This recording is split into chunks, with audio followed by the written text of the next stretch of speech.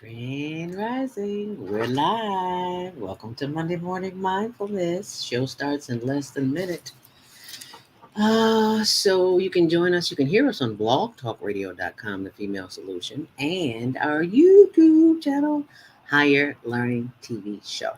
Okay, got that?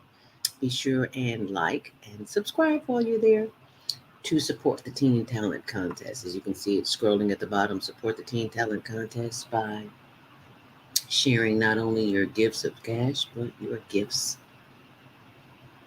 of sharing and liking. And we should be going live. Why do I not hear anything? Oh, sure, we go live in 5 seconds. 5 seconds. Unmuted. Love Talk Radio. There we go. Women have the power to transform this world. We can end crime and violence if we all agree to do one thing: share. Let's share our wisdom, share our time, share our talent, share our finances, but most of all, let's share our love. This is the female solution. Join me, Naima Latif, every morning at 7 a.m. to 9 a.m. Central Standard Time as we bring you stimulating discussions about the issues affecting our lives. If you're listening online at www.blogtalkradio.com/the-female-solution, click the blue button that says follow and get our daily topics every morning directly to your email and your smartphone. I had to get me some more tea. Hi, I'm Naima Latif, Lubricates the throat in the morning. of the Female Solution Radio Show. We invite you to call in So I don't sound like a man in the morning. 9325 and participate in this daily think tank as we examine the challenges we face and develop solutions that restore peace and harmony. We are global transformers, changing the world from the way it is to the way it should be. We are one. Wherever we live on the earth, we are one clear family. On behalf of our team of radio hosts, I'd like to extend a greeting to all the members of our family, whenever and wherever you may be listening around the world. To our family in China, Ni Hao, in India, Namaste, in Japan, Konnichiwa, in Korea, Annyeonghaseyo. in Russia, in Germany, Guten Tag, Gosh, get my chair right. Bonjour,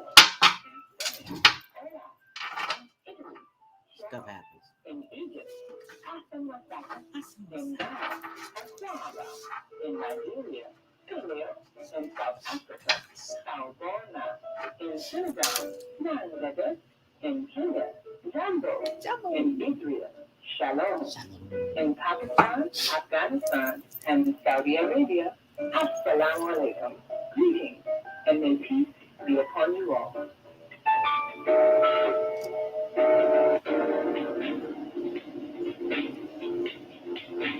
Monday morning, I struggled to get out of bed into the swing of things. Not wondering you are not alone. Join us for thought-provoking, stimulating, and mindful conversations on higher learning with ZeldaSpeaks. Your Monday morning mindfulness session on Blog Talk Radio, Mondays, 7:30 to 9 a.m. Be sure to choose your ideas, thoughts, comments, and suggestions. Also, if you'd like to be a guest on the show, ZeldaSpeaks.com. And visit your info. We'd love to have you. Experience mindfulness moments with the mindfulness/spiritual coach, ZeldaSpeaks. And thanks for sharing the mindfulness moments with us today. Stay on purpose, stay empowered. Stay tuned to the next session of mindfulness on higher learning with ZeldaSpeaks. Make it a mindful day. Thanks for listening. The Female Solution Global Radio TV show invites you to an invigorating conversation with our team of hosts Monday through Friday, 7 a.m. to 9 a.m. Central Time. Start your week with Monday Morning Mindfulness with Zelda Speaks. Tuesdays, Self-Care with Jody Sun. Wednesdays, Repairing Broken Families with Naima Latif and co-host Kareem Hamid. Thursdays, Soul Solutions with Dr. Debbie Green. And Fridays, Health and Wellbeing with Beata. Saturdays, tune in 12 noon to 2 p.m. Central Time. First Saturday, Success Strategies with Jana. Second Saturday, Wendy Williams Esquire on relationships. Third Saturday, Move Around with Deborah. And fourth Saturday, Wisdom with Mama D.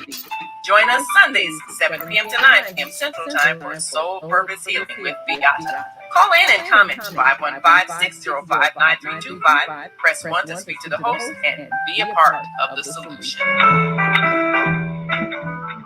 Grand Rising, and thank you for joining us here on The Female Solution. Welcome to Monday Morning Mindfulness. I'm your host, ZeldaSpeaks, and as always, we welcome you with open arms and a little love and a little enlightenment and health and well-being to you this morning, because there's so much chaos and confusion going on out there. So our focus is in here, inside.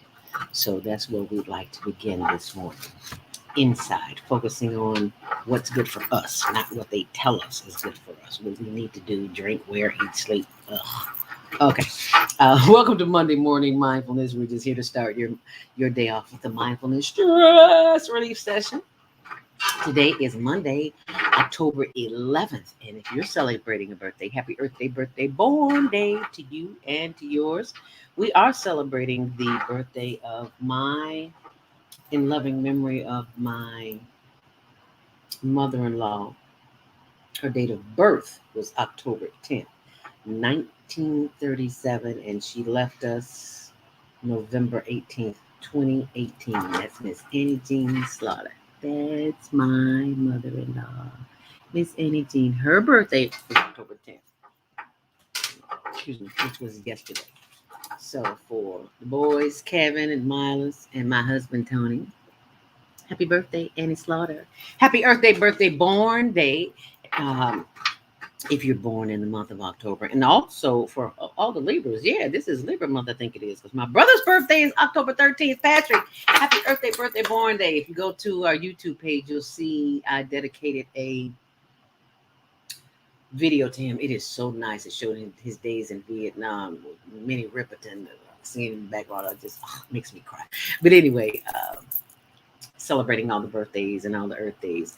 And speaking of birthdays, October 4th was Deborah Peterson's birthday. She's the CEO of the Higher Learning Network. And she and her other girlfriend, Deborah, two Deborahs, right? They were vacationing in Jamaica. And they got stuck in Jamaica. It's like, wow, I was supposed to be on that trip. Why couldn't I get stuck there too? Well, the universe has its ways, because all the chaos is going on with the airlines. They were supposed to leave the next day. Nobody from Delta called them and told them. They get to the airport. They were supposed to leave at, I think, 9:45 yesterday morning. And then they find out that their flight is at 11 o'clock at night. Really? They put them up in the hotel at night, the first one. But then they get to the airport and they could have stayed in their hotel all day. Oh, it's a hot mess. This is not a time to be, not for me, but for you. Okay, you go right ahead on the flight. I'm not flying anywhere. I'm keeping my tail right here on the ground. If I fly, it's going to be in my mind. Anyway, happy birthday to Deborah Peterson and all the Scorpios and the Libras, because I think my sister's birthday is October 26th. So Patrick is October 13th. So happy birthday, Earth Day birthday.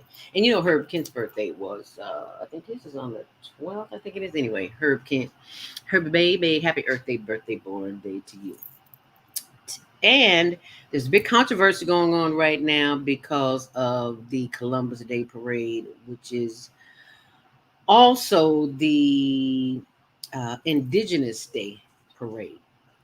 People who were already here, and people, they just do not want to let go of Columbus. Oh, well, all good things must come to an end.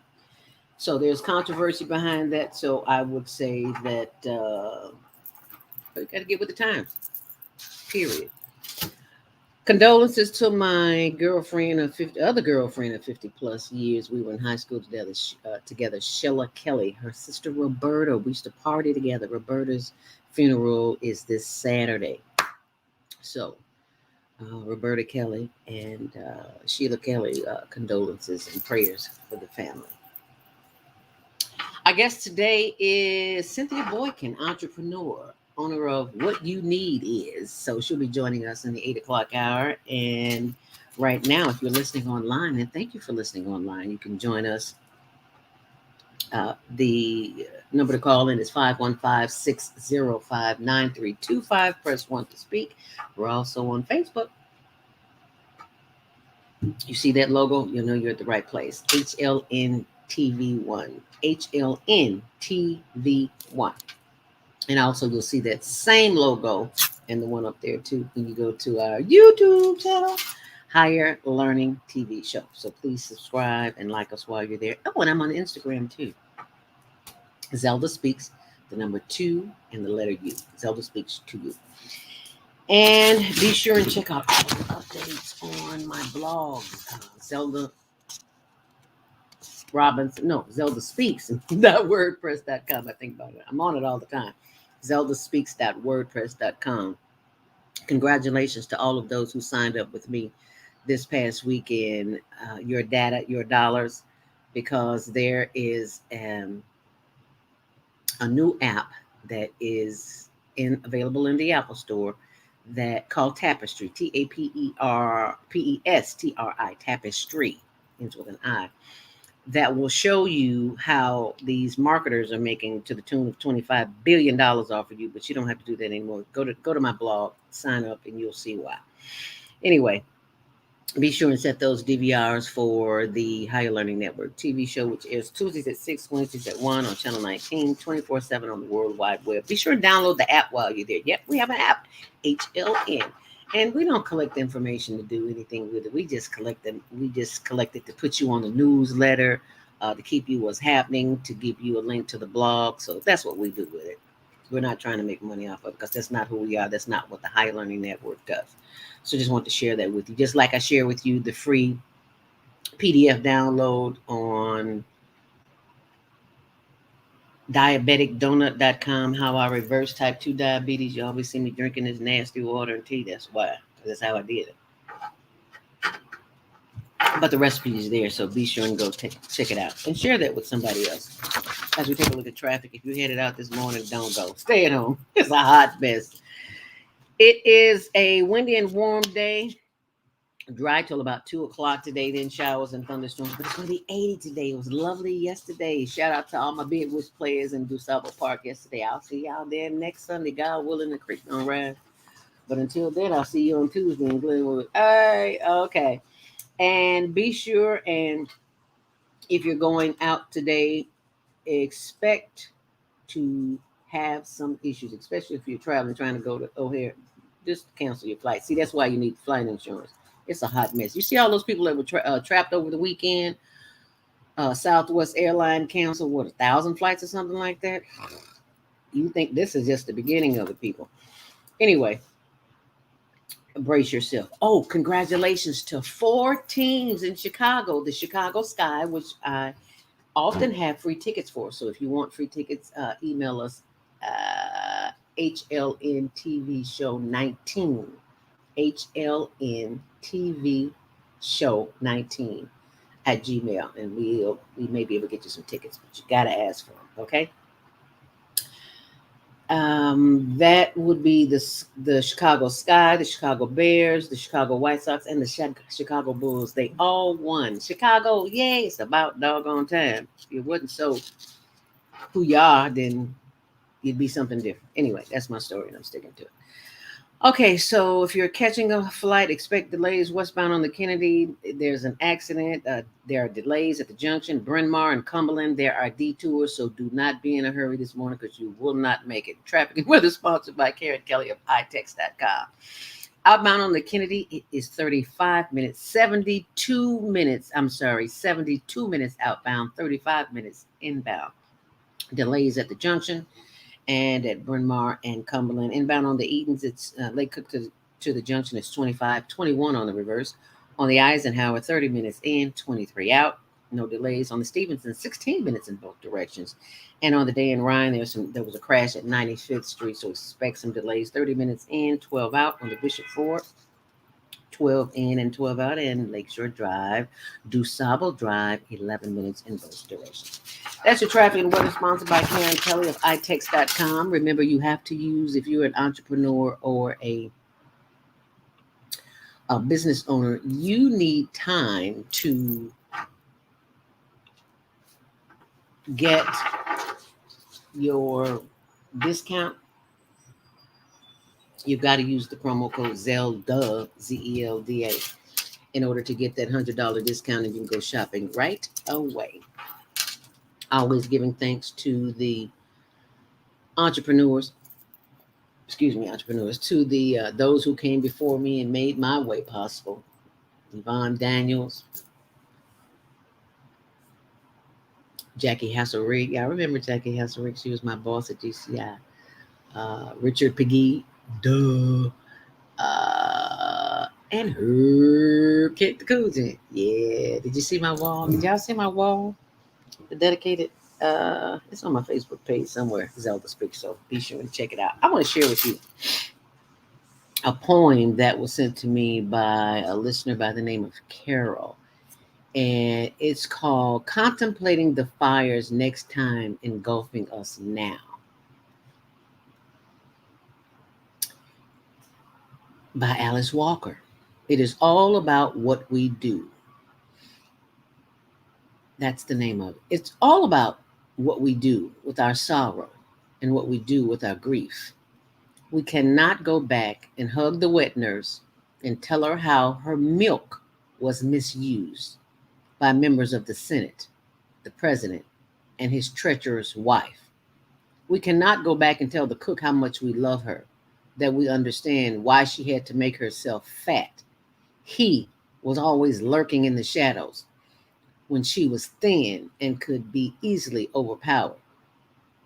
Fat, she could not be so easily mounted, and besides, she remained strong, stronger than him, out of necessity. So what can we do? It is only in memory that we grieve, and also how many centuries has it taken for us to learn what they were so intent that we must never know. Nobody told us about the whistling walk, because nobody in living memory and after war and homelessness and starvation could remember it. We had to whistle, carrying their food that we had cooked, covered of course, to prove to them as they starved us that we could not take a bite. This sad land that does not know why it's suddenly falling apart. But there she was, and there she is, rising like one of her delicious cakes that mistress took dimpled credit for. Bound to the fire, you could rarely leave the tiny room in which they made you cook and in which you yourself cooked. Mother, grandmother, your daughters and granddaughters weep, thinking of you captured for all your life in that small space, before the open, blazing fire, no air conditioning, no breeze.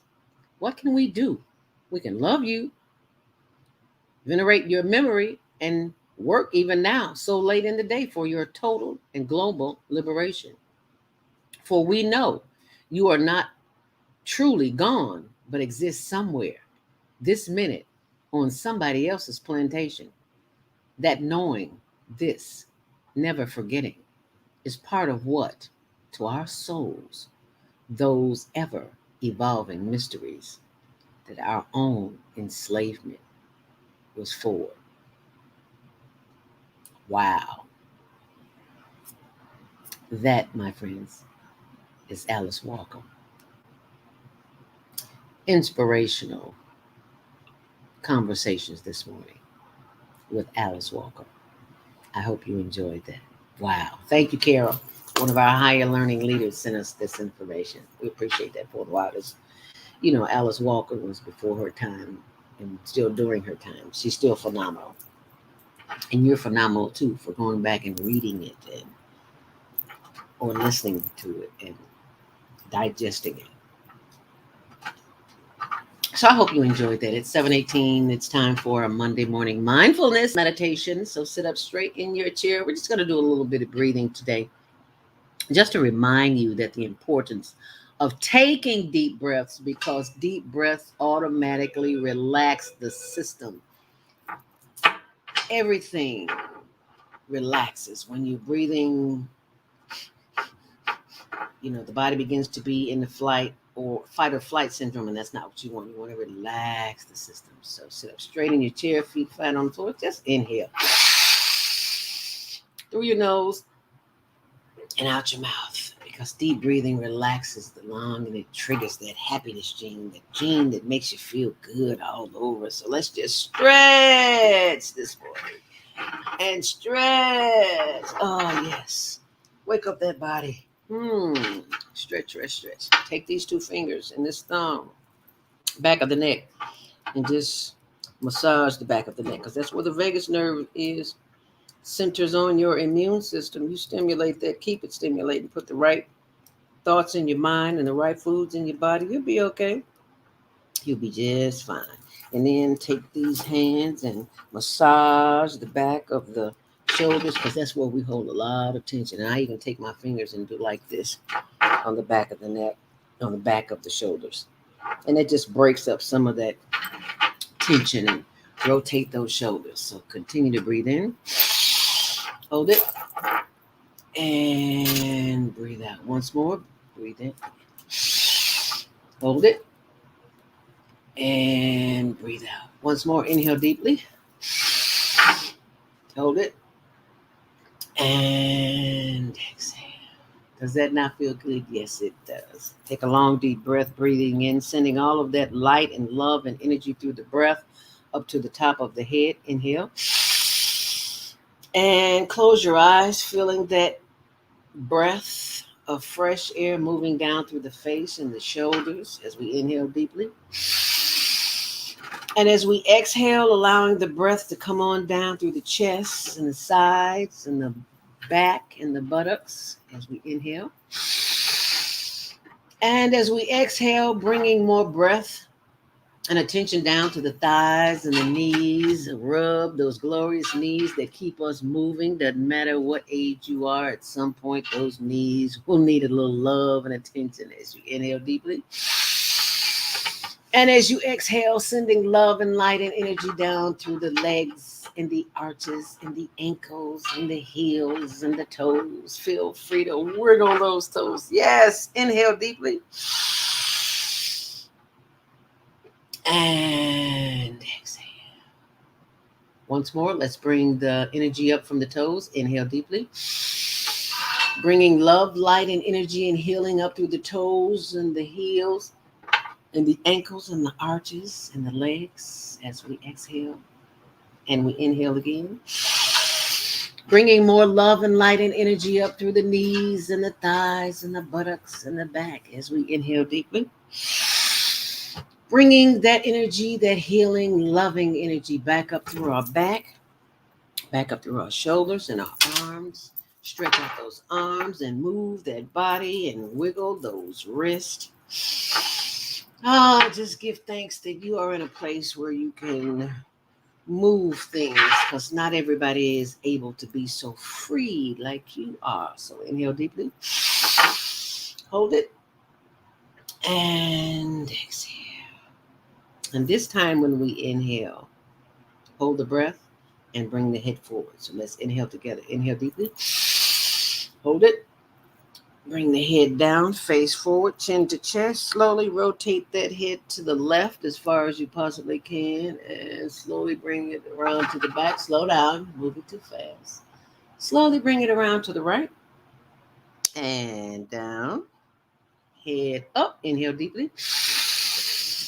And exhale, bringing the forehead back down, chin to chest, and slowly rotate that head to the right.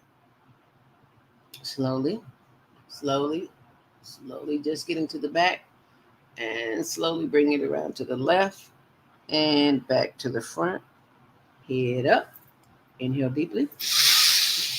And as you exhale, look to your left as far as you possibly can with your feeling the stretch in the right side of your neck. Oh, yes, that feels good. And bringing your head back forward. Inhale deeply. And exhale, turning your head to the right as far as you possibly can, feeling the stretch in the left part of the neck. Ooh, that feels good. See what a little stretching can do for you? Doesn't that feel good? Yep, I know. Inhale deeply. And exhale. Now, how does that feel? Feel good? Yeah, it should. And see, this is something that you can do every single day on your own. You can practice. When people are stressing you out, you get a call that stress you out. People call me and stress me out. I just hang up the phone or I just let them talk. I'm sorry, I do. You are not going to stress me out with your nonsense. So I just thought I'd share that with you this morning. You can do this in 10 seconds, 30 seconds, 60 seconds, however long you feel you need to breathe in order to gain your composure so you don't snap. Because there's enough people snapping and losing their lives, and you don't need to be in that group. You have work to do. You have a mission. What are you talking about? I got to work. I got a mission. Yeah, you have a mission. Because otherwise you wouldn't be here. You'd be gone. So that means you got work to do. Okay? So don't know what it is? Get quiet and breathe. I promise you it'll come to you, but you got to listen. And you got to turn off the outside influences. That's what you have to do. You spend an hour with yourself a day alone in the quiet. An hour. Well, just start with a minute. Can you do that? 30 seconds or a minute? And just breathe. And thank the universe for the power of the breath, because someone somewhere is unable to breathe on their own. They may have a trachea in their throat. They may have COPD, severe asthma. There's a whole lot of people in a whole lot of pain. And the fact that you are not one of them, give thanks for it. And that will work for you, I promise you. But you must do it. You must breathe in deep, not the little shallow breaths, deep breathing, because that's what calms the system down. So you be sure and go to my YouTube page, ZeldaSpeaks Mindfulness. Check it out and subscribe and share, and you'll be glad you did. I promise you, you'll be glad you did. There are not only testimonies on there, but there are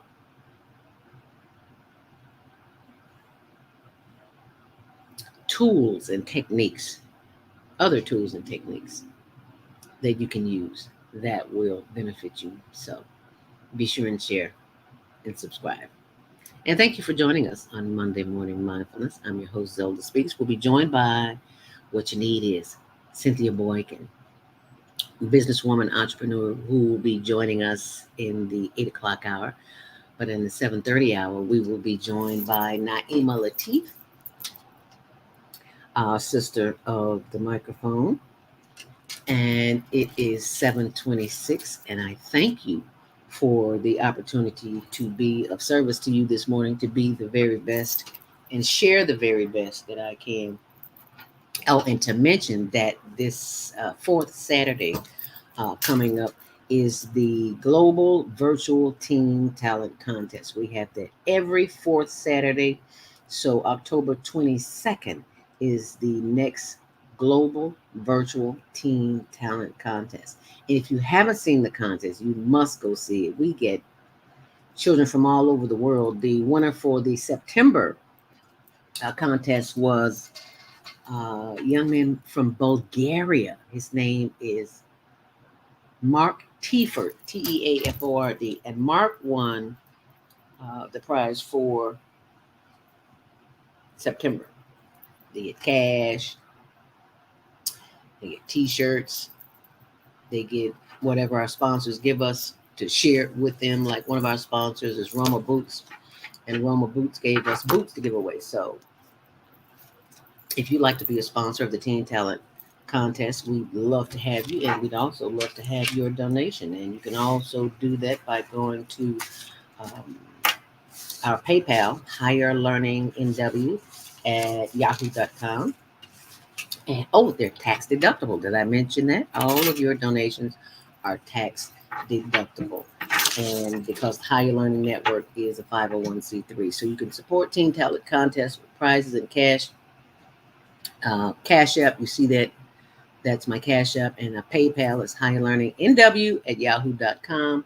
Proceeds benefit the Youth Media Training Program and via the higherlearningnetwork.org. So please share that information. Oh, and did you get the information last week about the $250 million grants available for small businesses? Mm-hmm.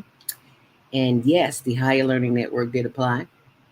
And if you did not apply, this is what I was told. Siri Hibbler is the young lady who came on last week and told us about all this money that's available. And she go to these chambers. She's a chamber of commerce, small black biz chamber of commerce, and she's always the only one there. And they're always telling her, "We can't find black people." Really? So she made this money available. Well, she and a group of others. That's the website right there. Cook County Smallbiz.org, and you can go there and you can apply to get that money. And just remember, you heard about it on the Higher Learning Network TV show, which airs Tuesdays at 6, Wednesdays at 1 on Channel 19. Okay, so right now we're going to take our first commercial break, and when we come back, Naima Latif will be here with us. Okay. 515-605-9325. Press 1 to speak, and we'll be back, so stay close. Hi, I'm Dr. CJ of Zelda Health, where we combine orthopedic manual therapy and neuroscience to treat the whole person. Health tip for the day is keep it moving. Doesn't matter how, just keep it moving, doing something you enjoy. Walking, dancing, rolling on the floor with your dogs or kids, really anything. The body craves movement to keep its bones, joints, and muscles happy. Even our mental health and internal organs and digestive system rely on our movement. Thanks for being a part of the Higher Learning Network, the female solution. What if you could live to be 120 years old and remain active, healthy, alert, and vibrant? Our bodies are made up of cells that are constantly rejuvenating. So if we take proper care of ourselves, we can literally defy aging. Join us every Tuesday from 7 a.m. to 9 a.m. Central Standard Time to learn about self-care from Design Essentials on the Female Solution Blog Talk Radio Show. Learn how to help your body and yourself feel rejuvenated each day through proper nutrition, sleep, frequency medicine, and many unconventional methods of self-care. I'm Jody Susan. Join me and my amazing guests by calling in at 515-605-9325 and press 1 to speak. We'll help you achieve a breakthrough in your health today. We all say we would like to be wealthy, but wealth isn't determined by how much money you have. Wealth is determined by your power to define what money is. The dictionary defines money as something used as a way to pay for goods and services and to pay people for their work. So how would you like to have access to an unlimited source of money? Money that is not taxed by the government. Money that increases as you share the opportunity with others. Money that you can use to pay for goods and services and pay people for their work. I'm talking about Bitcoin. It's the future of independent wealth building. Bitcoin is the new money that you control. Get started building your wealth. Call 312-849-3456. That's 312-849-3456. Are you constantly arguing with your spouse? Are your children misbehaving and acting out? Someone in your family abusing drugs? Have you been victim of domestic violence? Are you grieving the loss of a loved one? Let us help you restore serenity to your life. At Serenity Family Social Services, we understand that good mental health is a result of emotional well-being. Our goal is to assist you and your family in removing emotional distress and restoring harmony and balance to your lives. We offer individuals, couples, and family counseling. I'm Howard Williams, CEO of Serenity Family Social Services. Call us today at 312-315-4820. That's 312-315-4820.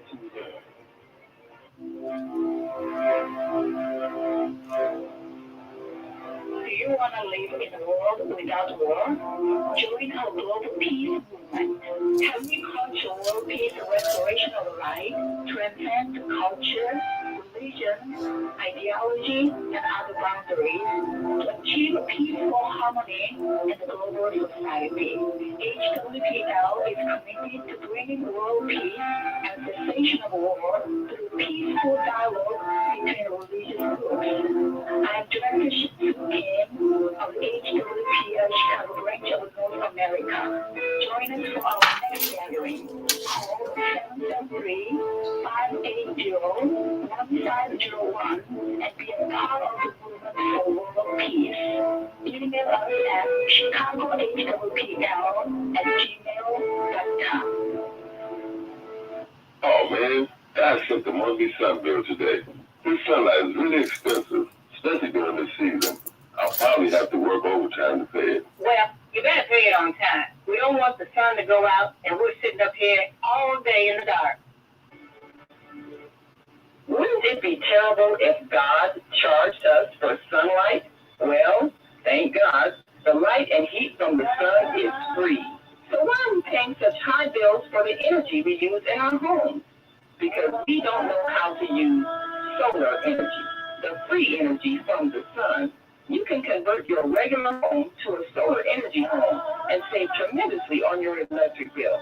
Take a look at your electric bill. Wouldn't you like to reduce or possibly even eliminate that cost altogether? Let one of our solar consultants show you how. Call today, 312-849-3456, and schedule a free consultation. That's 312-849-3456.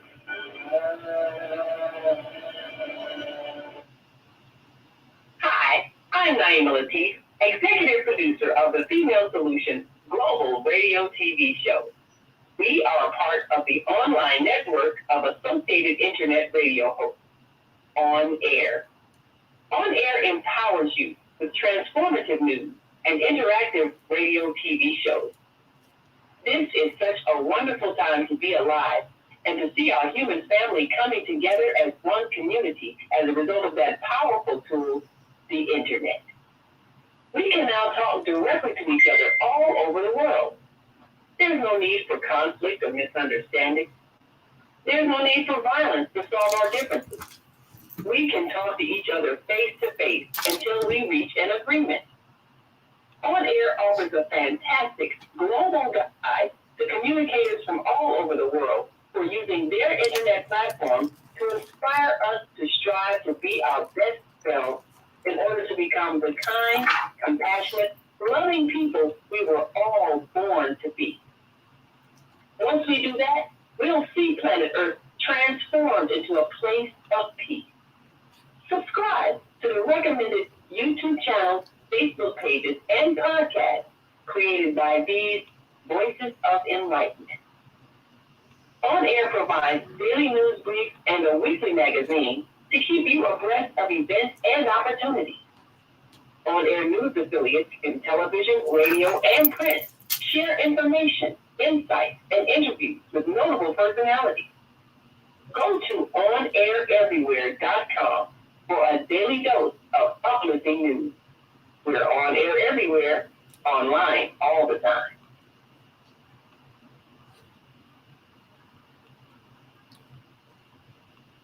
The Female Solution Global Radio TV show invites you to an invigorating conversation with our team of hosts Monday through Friday, 7 a.m. to 9 a.m. Central Time. Start your week with Monday Morning Mindfulness with ZeldaSpeaks. Self-care with Peterson. Wednesdays, Repairing Broken Families with Naima Latif and co-host Kareem Hamid. Thursdays, Soulful Solutions with Dr. Debbie Green. And Fridays, Health and Wellbeing with Beata. Saturday, tune in 12 noon to 2 p.m. Central Time. First Saturday, Success Strategies with Shauna. Second Saturday, Wendy Williams Esquire on relationships. Third Saturday, Move Around with Deborah. And fourth Saturday, Wisdom with Mama D. Join us Sundays, 7 p.m. to 9 p.m. Central Time for Soul Purpose Healing with Beata. Call in and comment 515-605-9325. Press 1 to speak to the host and be a solution. And And that is the weekly lineup of the Female Solution. And we hope that you will join us every day from 7 until 9 a.m. Central Standard Time right here on blogtalkradio.com, the Female Solution. I am joined very shortly by Naima Latif, the executive producer of the show. And coming up at 8 o'clock, we will have a guest entrepreneur businesswoman Cynthia Boykin on. Cynthia is a sister from Chicago who's been helping entrepreneurs and small business owners get the word out about what they are doing in their business.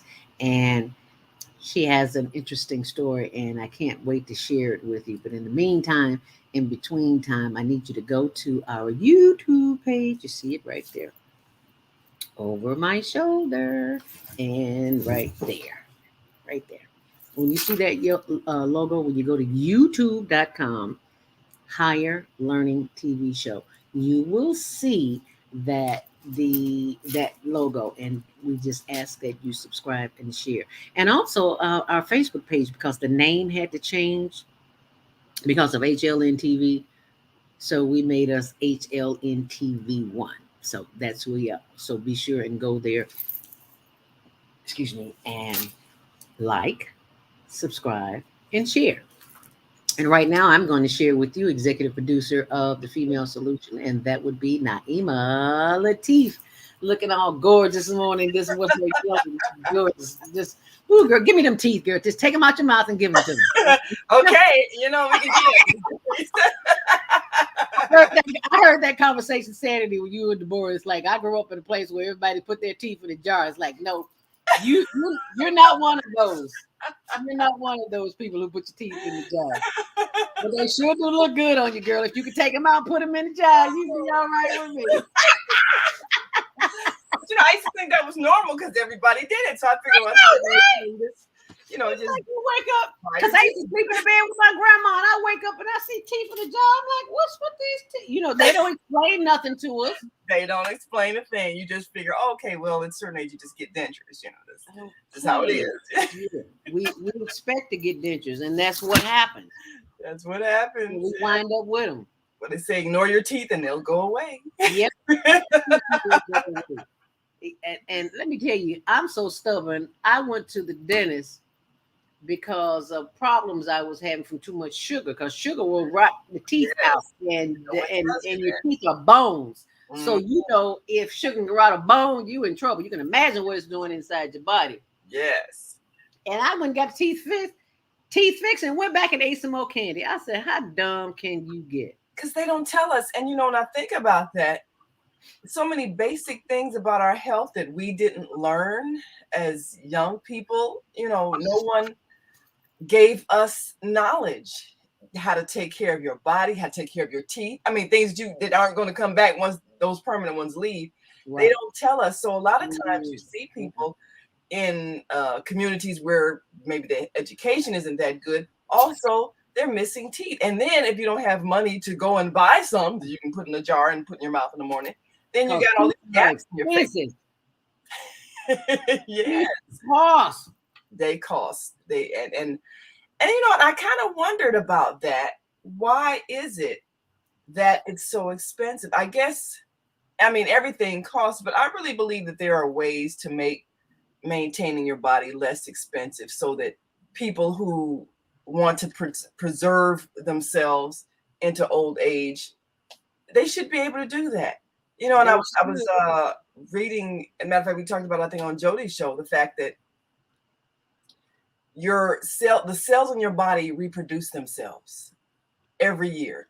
So literally, there is no cell in your body that is over 5 years old. So logically, there is no reason for you to age other than your belief in aging. So if you did not believe you were supposed to age and break down and fall apart, you would not do that, because every cell in your body is actually new. Nothing is over 5 years old. I thought about that. I said that. So really what we're seeing on people is the stress that they have experienced. That's what's manifesting in your body. Whatever experience that has caused you stress and anxiety or anger or all the negative emotions, that's what leaves an imprint in your body. Mm-hmm. So now, have you ever seen an old person, but they're happy all the time, they smile all the time? Seems like they still seem young.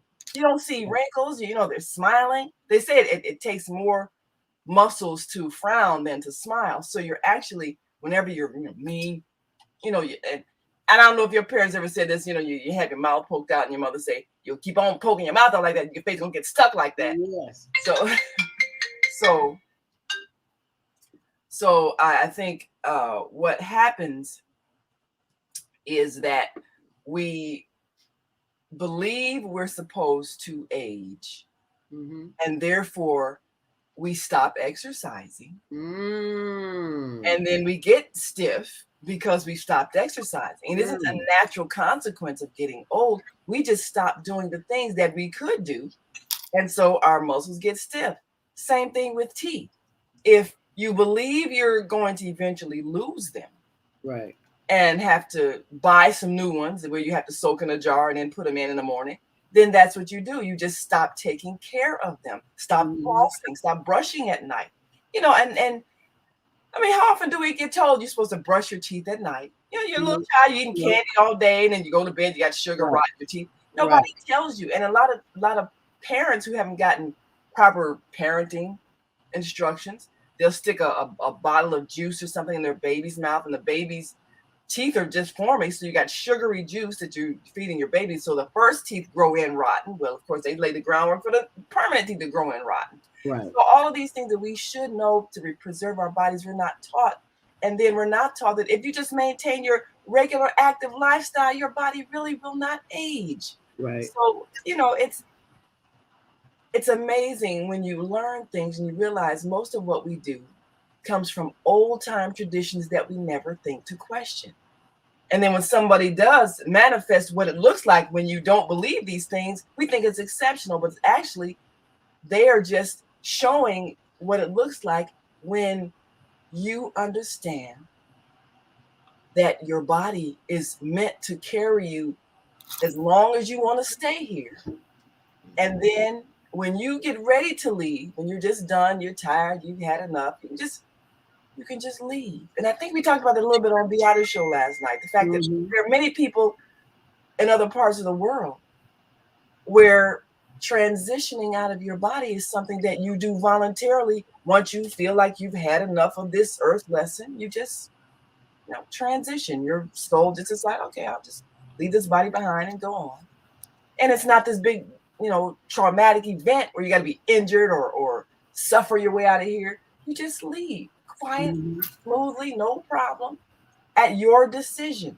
So if we could live like that, just imagine, live and have fun, still be out playing volleyball at 90 years old and laughing with your friends, running down the street, do all of these things, enjoy life until the very end. You say, okay, bro, I've had enough. I've seen enough. I'm ready to go back home. And you just go. And people celebrate your life. Now, oh, she's gone. But no, wasn't she fun to be around? Oh, can't wait till I see her again. And that would just be a total different mindset. Total different mindset. No one's gone to just, I'll see her when I go home, but I'm still here. I'm still having fun. I'm not ready to go home yet, but she sure was fun when she was here, wasn't she? Yeah. Right. Just different way of thinking. And that's something we have to change, is the way we think. Nothing else needs to change. Once we change our thought, we will change our reality. Isn't that amazing? Well, this man thought so much. I just got to go back to the teeth because I got to point that out. We talk about teeth in the jar. This man made his own teeth out of some wood. And he took them out of his mouth so I could see them. And they look just like teeth. Wow. They were number. Okay. Don't think I didn't try. I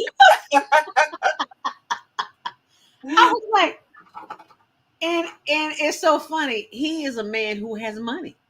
He was like, I am not paying no $2,000 for some teeth. I can make my own teeth. And he made his own teeth. I was too through. You could never told me that somebody would be able to make their own dentures. Top and bottom. Wow. He made them out of wood. I know his mouth must have felt like a furnace. I can't even imagine that. My imagination is not that good. But anyway, I just had to share that. Well, what's his name? President George Washington, his false teeth were made out of wood. Yes. And they said what happened over time, the wood would rot, which is why you don't see any pictures of him smiling later in life. Ah. always remembered that fact about him. He had wooden teeth in his mouth. But I'm believing that there will be people who will find ways of making teeth much. And they're all on the internet, because I had an issue a while back, and I was looking on the internet. I'm like, I am not going to Amazon and order some teeth for $2.99 and sit up here and look stupid in front of the camera. $2.99. Yeah, I mean something ridiculous like $9.99. Yeah, it looked like Halloween teeth. I'm like, come on. I can't be sitting up on the show going, good morning and welcome to Monday Morning. I'm your host of that Zelda. Please, come on now. Really? I mean, there are things have to happen. Like they had to do a mold of your mouth, because your mouth. Thank you. You can't. It's not a one size fits all with teeth. I couldn't believe there were that many people in the world who had ordered, and they show you how many people have ordered. We're talking like 1,011. I'm like, is that many people ordering teeth? Yeah. They're playing with them. I know they're not using them in their real. Yes, they are. Yes, they are. Lord, have mercy. Well, when things are priced so out of your league where you don't have access to them, you start looking for desperate ways of finding what you need. Yeah. And when dentists tell you, well, $2,000, and you're thinking, man, that's 4 months of rent or whatever it is, you just find something else, and that's how people sort of take advantage of you, because they know that you're willing to try something cheap, and so they come up with something cheap. Yep. And people will settle for the cheap thing. So I'm sure there's some people walking around with Walmart teeth and stuff. Yep. Amazon teeth, and looking like they about to go knock on the door for Halloween. But for them, it's better than gums in their mouth, and so they'll just look crazy. And you know what? It's funny you should say that, because in South Africa. And I don't remember the exact city. Oh, let me say this before I forget. Higher Learning, go to YouTube for our viewers. Thank you so much for going to YouTube and subscribing. Higher Learning TV show. And after you leave there, go to our Facebook page, HLN TV1. I digress. The culture in this little town, I can't remember the name of it, but it's in I was in Cape Town, so it was like a little suburb of Cape Town. This was a minister's family that I lived with, and they took me to the market the first day, and I was like, oh, okay, go to the market, everything dirt cheap. I mean, you could eat all damn day for $1. Excuse my French. Wow. For $1. They had these little like a pot pie, but it had like potatoes and something else on the inside. You get like 5 of them for $1. For $1. And I was like, wow. For $1. For $1. I mean, everything in there, it was dirt cheap. And I was like, wow, they living like this. Why am I going back to America? Oh, okay. Yeah. Why not in America again? Yeah, I was working at the time, so I had to figure out a strategy to come home, sell everything, and move back there. But that didn't quite work out. Anyway. I digress, but my point is that everything there was so dirt cheap, and the getting back to the teeth, the 4 front teeth here of everybody I saw at the market were missing, and I asked my host, I was like, "Is there some kind of gum disease or something that's prevalent in this community where everybody's 4 teeth are missing?" He was like, oh no, that's the fashion. That's the way they word their mouth. I was like, really? Oh, okay. So, people were just talking to me, I'm from America, and people just talking to me, hi and smiling. All of this is gone. And some of them had something missing at the bottom. I was like, that is the norm here. And also, let me say this, my dentist, who is from Germany, I looked at his mouth one day when he was doing my mouth. Remember that conversation, Tony? Dr. Willoughby? And his teeth were not white. And I'm thinking to myself, why would a dentist not have white teeth? I'm not understanding this. I know why mine are dingy, because I drink so much tea and I used to smoke. So you know me, curious minds want to know. I asked him. I said, why aren't your teeth brown? Yeah, I said it like that. It's a legitimate question. You know, how you gonna? And guess what he said to me? What did he say? He said that is an American thing. Oh, white teeth are not expected to be the norm where he lives. He said that is an American thing. It is a marketing strategy designed to stay in your pocket. This is what my dentist told me. He said, so don't feel bad that you don't have white teeth, because they're not going to stay white forever. So don't be trying to get that white stuff, put it on, because they're not going to tell you it's gonna eat up your teeth, and then you're going to be looking like the folks in Cape Town or whatever that little South African suburb was with the toothpaste. Yeah. How about that? My dentist told me the truth. So I admire him for that, and I love him for that, because he could have very well tried to sell me on some whitening product. He's like, oh no, we don't do that where I come from. In my country, white teeth are, dingy teeth are the norm, because you eat, you drink, you smoke. How can they stay white? So you're fighting an uphill battle trying to get them to stay white.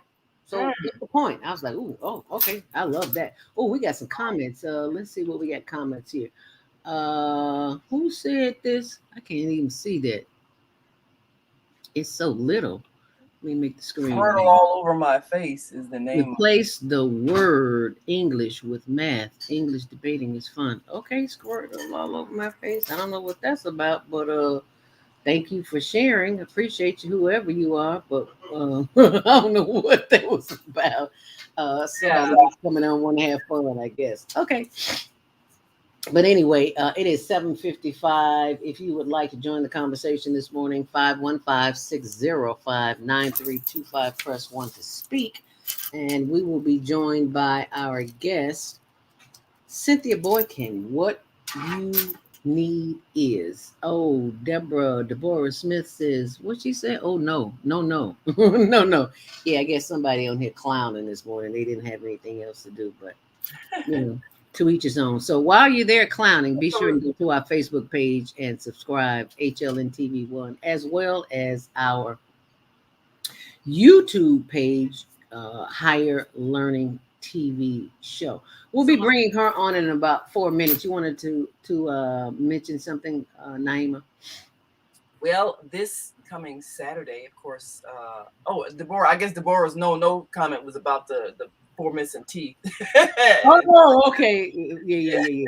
But this Saturday, of course, we'll be moving around with Deborah on the Female Solution, and also we're going to visit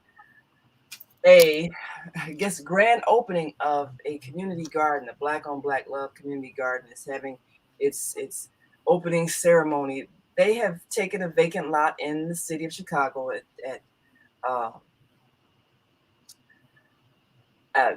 8616 South Carpenter, and turned it into a place where free food is growing, and they're teaching young people how to grow food. And we're going to be doing some partnering with them with the pandemic gardens and creating some products with our pandemic farms and Pandemic Farms is back. Yay! Yes, and we are going to show how to prepare products for the marketplace and how to put the ingredients on this so people understand, and even little sample recipes on how to use things like dandelions that we again call weeds, but they really are not. They're native plants that the ground grows on purpose because certain plants replenish the soil's nutrients. And so we're going to be partnering with them and teaching some of those things to young people. And we're going to work on removing the sense of despair that young people have when they look around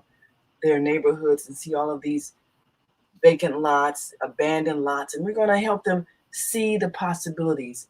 This is potential wealth, food, abundance. See it differently so that you can manifest what it really is. This is the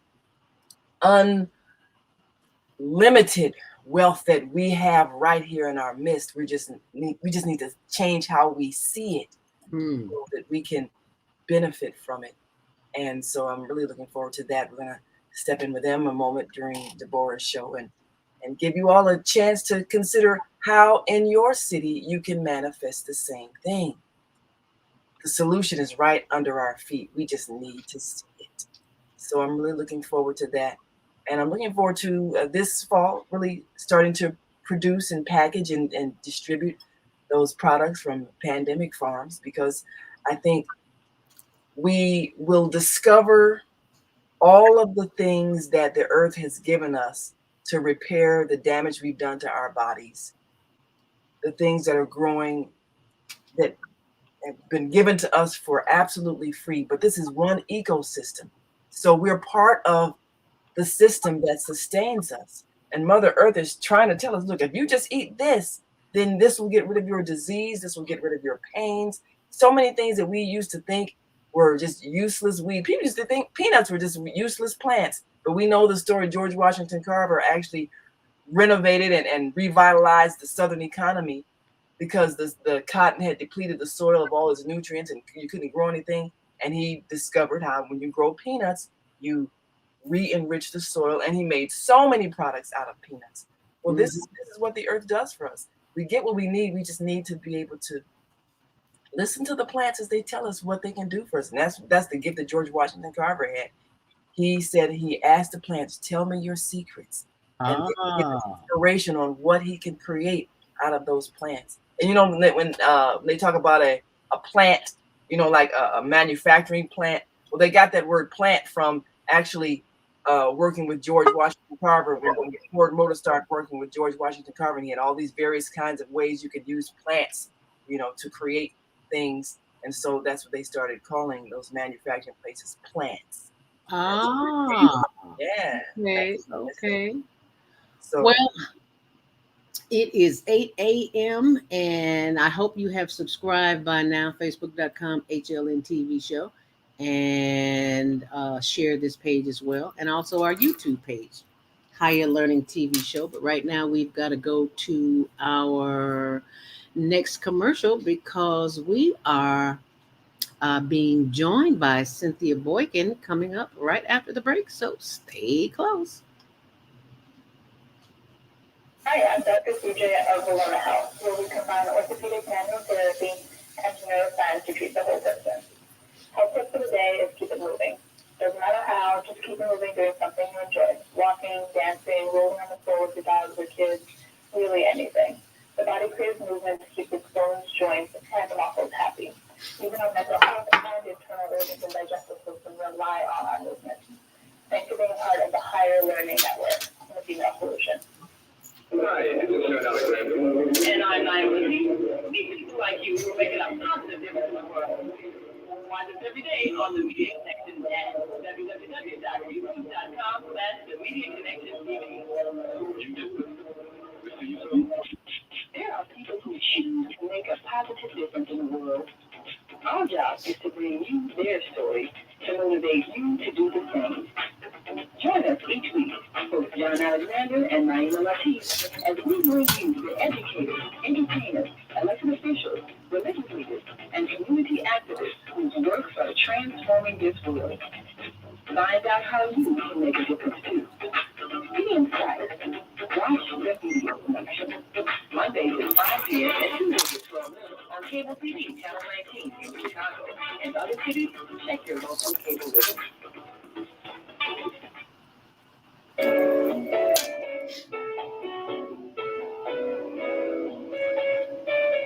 This is Minister Cynthia Marie Williams, spiritual counselor and advisor.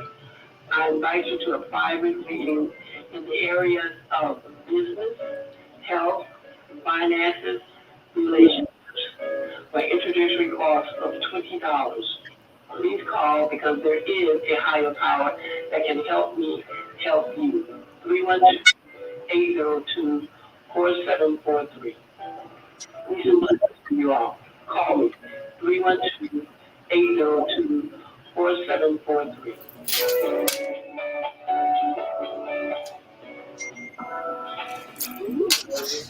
About finances, family, health, job, relationships. I really deeper, better. If you answer any of these questions, that's a good thing. Don't worry, it's part of the human process. You only feel because you haven't mastered the voices in your head. No hype, just down to earth, solid, workable tools and techniques that you can practice daily. It's really for the soul. Whether you want to learn how not to worry about anything, you heard practice diabetes, publish your work, promote your product or service, or just make extra money. Take advantage of your Go to ZeldaSpeaks.com or call 212-409-6619. You can promo code Happiness Solution and get free shipping. That's ZeldaSpeaks.com or 412-409-6619. Stop worrying today. Visit ZeldaSpeaks.com.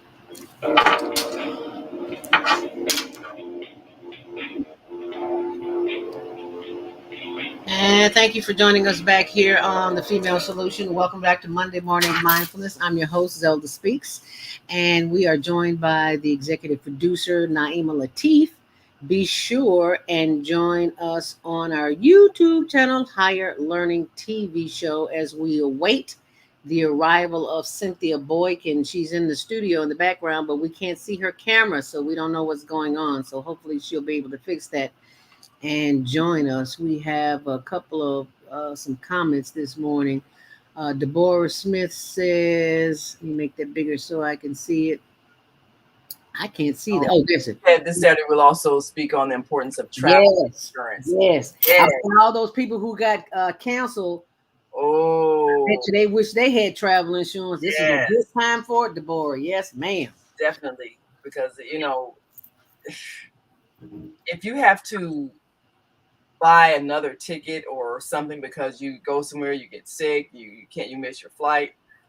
What if you don't have the money? You're just stranded somewhere. Right. So I have seen some disasters that people have gone through unexpectedly on a trip. Right. So you do have to be ready. So definitely a timely way. She said enjoy listening to YouTube. Ron's Way. Enjoy listening to YouTube chat. Thank you so much, my sister. Ron's Way is a dynamite sister. She's been on the show before. She has an event coming up. Oh, it's private. I'm sorry. I can't tell you about that. But there's another one coming up. I'm sure if she's watching, she'll type it in and share that information and let us know. Because the private one, I'm sorry, I can't tell you about that one. But this is for women our age who are learning to embrace themselves, their age, where they are in life, and everything that's going on with them. It's a fantastic event. I went to one. Yeah, that's important. Yeah, that's really important because this society has been youth oriented for so long, and you feel like something shameful about being older. I love telling people that I'm 60. Girl, I love 65, staying alive. I love it. Hey, come alive at 65. Yes. Love it. And I think that because we haven't embraced our wisdom years, we're not benefiting from what it means to have lived these years. And so we're not helping the next generation to look forward to these years. If aging has meant the loss of fun in life, the loss of joy, the loss of intimacy, who would want to get old? Right. So I think that we do need to redefine it so that it's something people look forward to. People say, what do you want to be when you grow up? A senior citizen. Because that's really when you, and I'm discovering that's really when you get free. You no longer care what people think.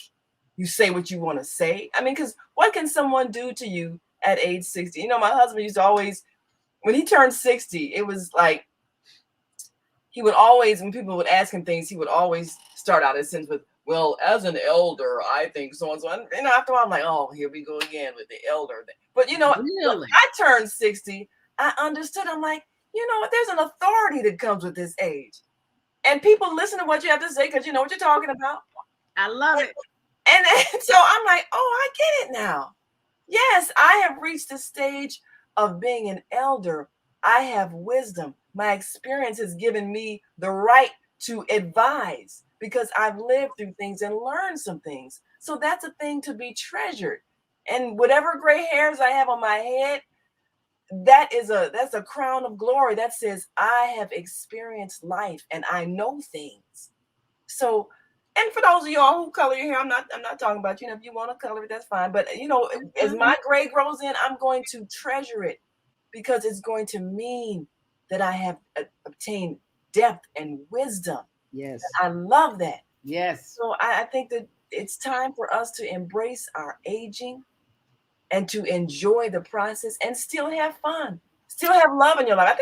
I think I saw on Facebook or something several months ago, a woman getting married that she was 90 years old, had on her wedding dress. I'm like, hey, all right now. Wow. Yes. Romance don't never end, Okay.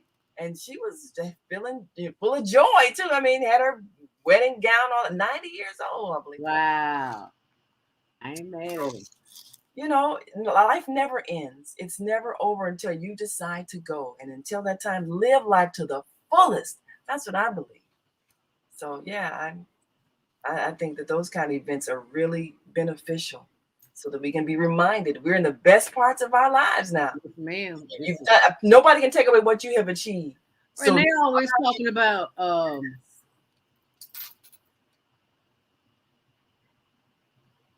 you're too old to do anything that young people do. And I was like, why would I want to do anything that young people do? And there was a conversation yesterday, is like 21. I like to be 21. No, I don't want to be 21 again. I was dumb as a box. I knew everything.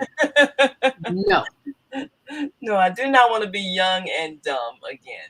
Yeah. Happy Woman by Design. Said, November 12th to the 14th. Happy Woman by Design weekend experience. Yes, 61 to 65 and 6 stars. Yes, y'all still looking good. I can give it that. Yeah. Okay, so Rhonda, you need to give us a website or something to come to. You just say Happy Woman by Design. Oh, is it ronsway.com? Duh. RHONS ronsway.com. I believe that's what it is. But I'm gonna Happy Women by Design. Yeah, this weekend. I'm gonna check on that. Yeah, I'm finally meeting the age requirement for something. Okay, I always say welcome to the club. So send that to us, Rhonda. Deborah Smith, our third Saturday host from 12 noon until 2 p.m. An experience. That's right. And it does. That's why I tell you, I love being old. I walk in sometime, and it's like people. Sometimes young people don't want to give you respect. I take respect. You ain't got to give me nothing. That's I walk in. This is and I'm gonna share this, and I know some people say I'm a little crazy, but that could very well be. That's another show. Anyway, in my building, I live in a high rise, and there are 4 elevators. And because of this was even before social distancing, people these are all young people, mind you. Mm-hmm. They line up one at a time. They don't have sense enough, like 2 or 3 to stand on the side. So the line is going out the door, past the security desk to get to the elevator door. And I was like, the first time it happened to me, 2 of the elevators opened up and they closed right back up because nobody would get. I'm like, what? Why the hell y'all standing here? Are you going upstairs or what? So I said, you know what? I'm old. I can get away with some old crazy stuff now. Mm-hmm. What I do, walk in with my bag, and I walk to the front of the line and get in the corner, so they can't even see me. They don't know where I went to. But I'm waiting on that number 1 elevator in the corner because nobody seldom gets on that elevator, and I'm on a high floor. So it takes me forever if there's 10 people on the elevator with me. Well, not 10, they don't allow that many. If there's 5 people on the elevator. So that's 5 stops I got to make. And they think I'm crazy, so nobody wants to get on the elevator with me, which is fine.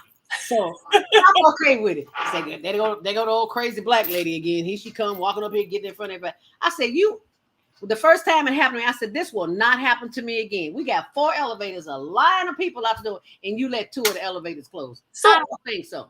Why would they not get in the other elevators? Because they're stupid. I'm sorry, I shouldn't have said it, but I said it because they out to lunch. They're not. So they see somebody else lined up, and so they're thinking, oh, so maybe you're not supposed to get on those other elevators. So nobody thinks to question that there's nothing wrong with those elevators. They just following what they see. Monkey see, monkey do. I said that will not happen to me again. So I just walk right up in front, stand in the corner, wait on the elevator, let them go on the other elevators that come. And by the time they get on all the 3 other elevators, I can get on my one elevator and go straight up. I've learned. Young people have taught me well. Yeah. That points to how we have conditioned young people not to think.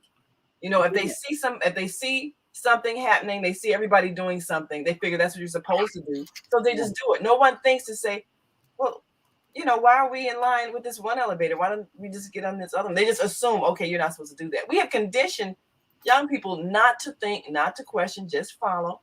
Right. And it be something that makes no sense at all. I've seen that kind of behavior before. Right.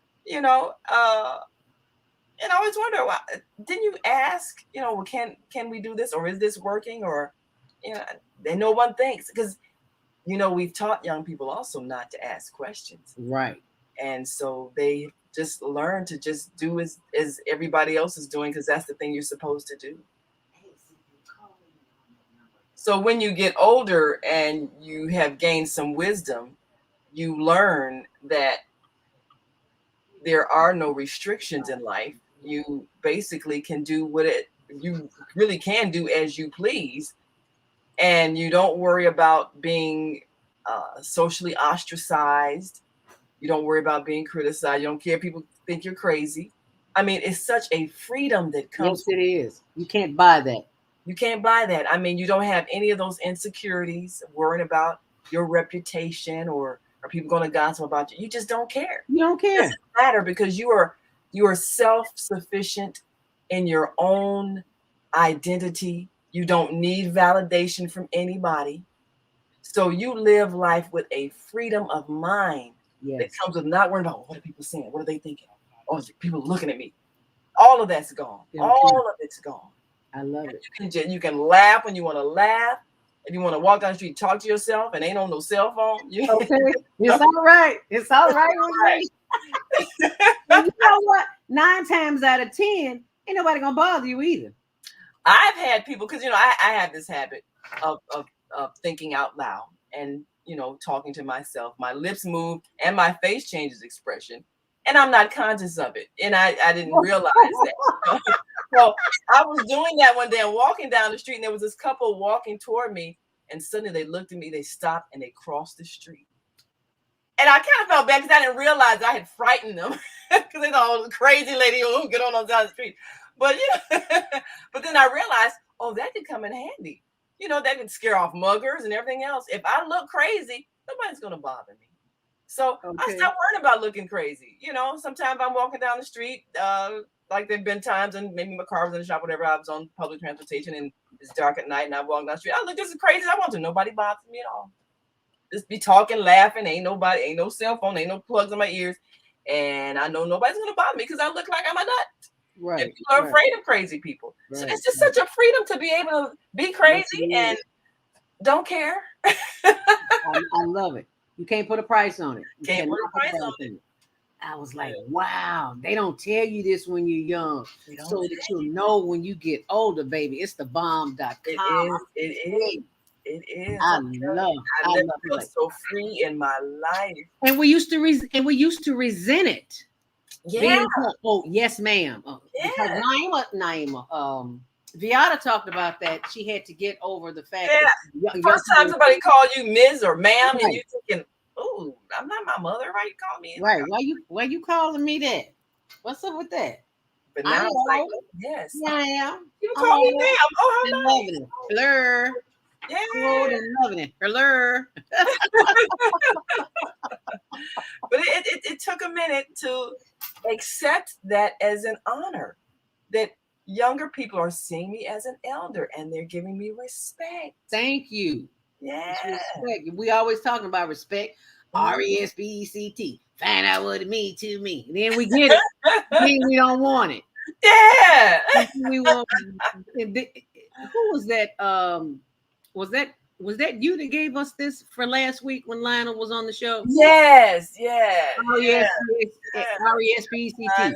Eternal spirit powerfully expressing conscious truth. Yes, yes. So, Elaborate on that. Yeah. so when you respect others, it's a sign of respecting yourself. Because whatever you do, you are expressing who you are. So the more you respect yourself, the more you give respect to others, realizing that you are defining who you are by the way you treat other people. And when you have the highest respect for yourself, you would never violate another person because you would not want to disrespect yourself that way. So that means you would not steal from someone else. You would not rob someone else. You would not curse at someone else. You would not physically assault someone else. You could not do that because you respect yourself too much. So what we have to do, if we want to change people's behavior who are hurting people, we have to instill in them self-respect. That's all that's necessary. You don't have to threaten them with pain and punishment and shame and confinement. Just simply raise their level of self-respect, and they will self-correct out of love for themselves. Ron's Way says benefits of getting older. Yes, freedom from speech, my sisters. Freedom from speech. Preach. He said preach. Preach. Oh, preach. Preach. See that the words are so tiny I can't see it. It's 8:20, and we have finally got our guest on the line. She was having some difficulties getting in video, but we've got her here on the line at 773-534, and that would be our guest of the hour. And we apologize for her being a little late this morning. And that would be Cynthia Boykin. What You Need Is, entrepreneur, businesswoman. Welcome to the podium, my sister.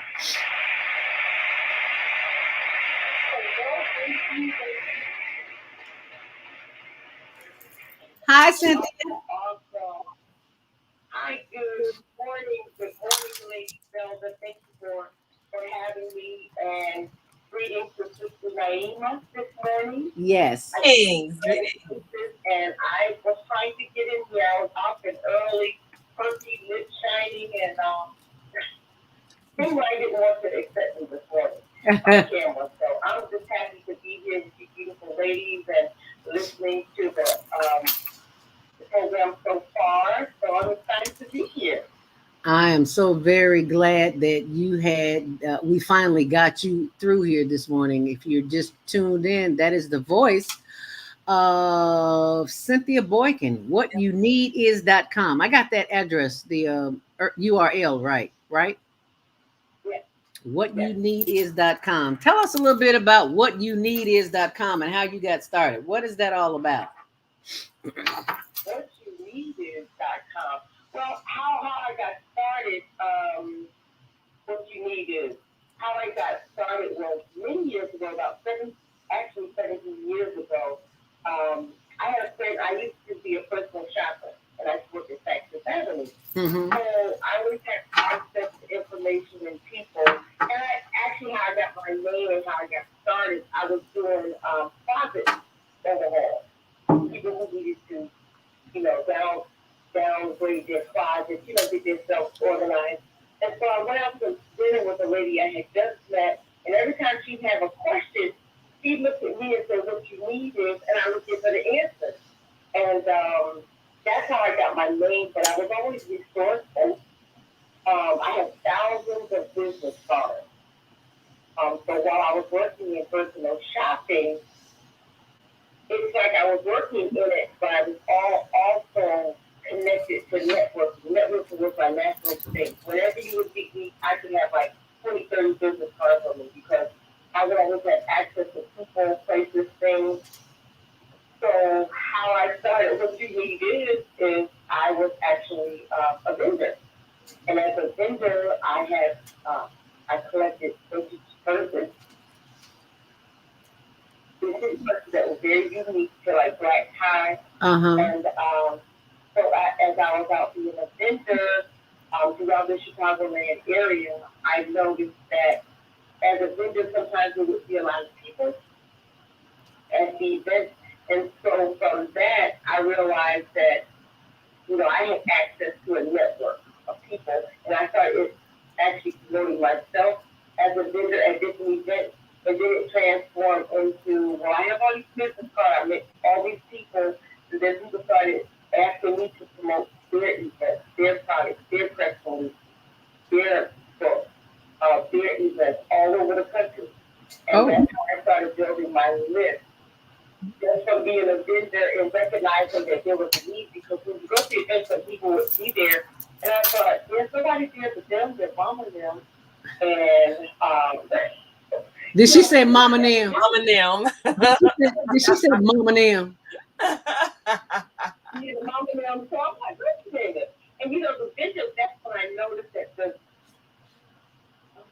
vendors would be very upset about that. So for me, it was very natural. I would take my purses and walk in, and I would talk with everybody, and that's when I realized I had to see. I was what they needed. Oh. Yes, I realized that's what you need is.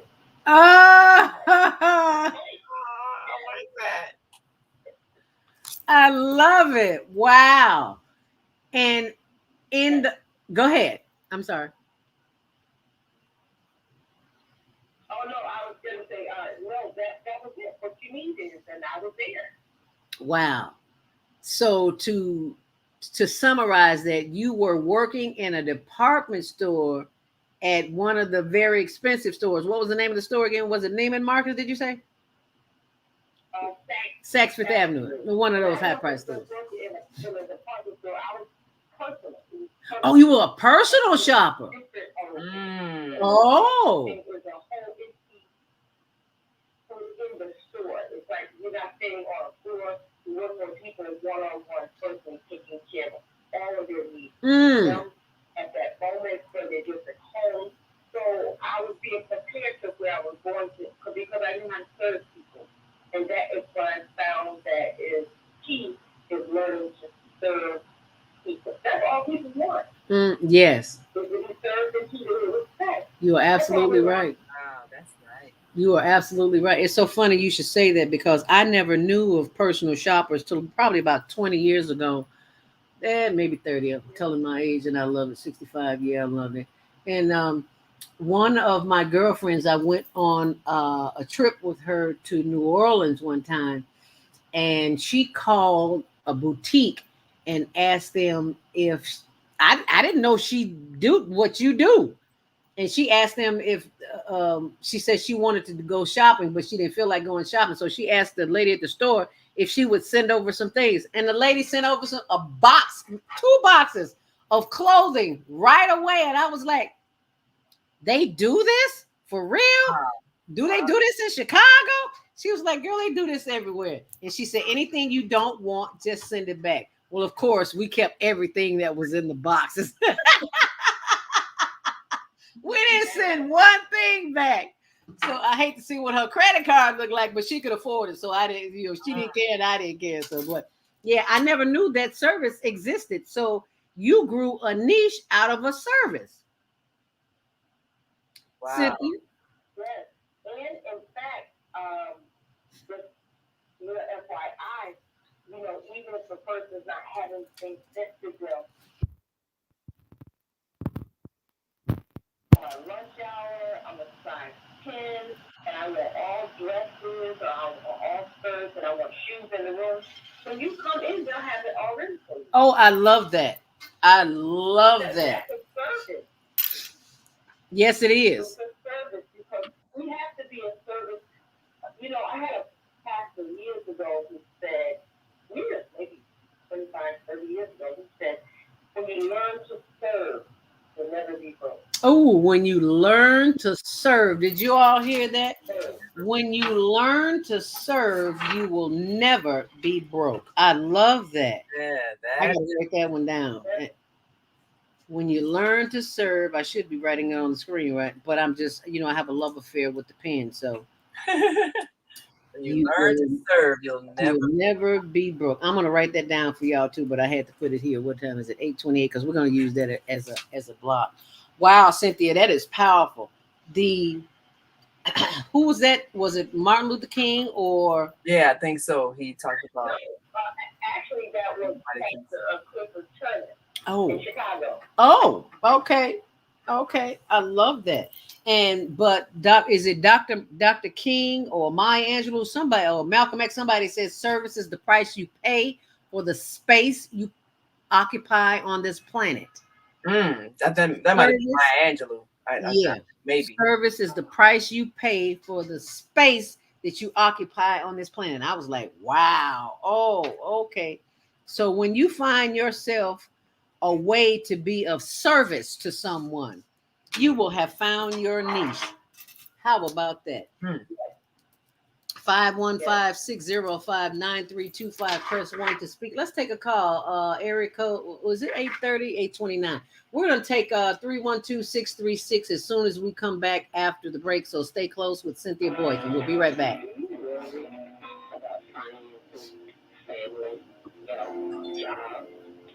Relationships? Are you in pain? Do you feel stuck? If you feel any of these questions, help is available.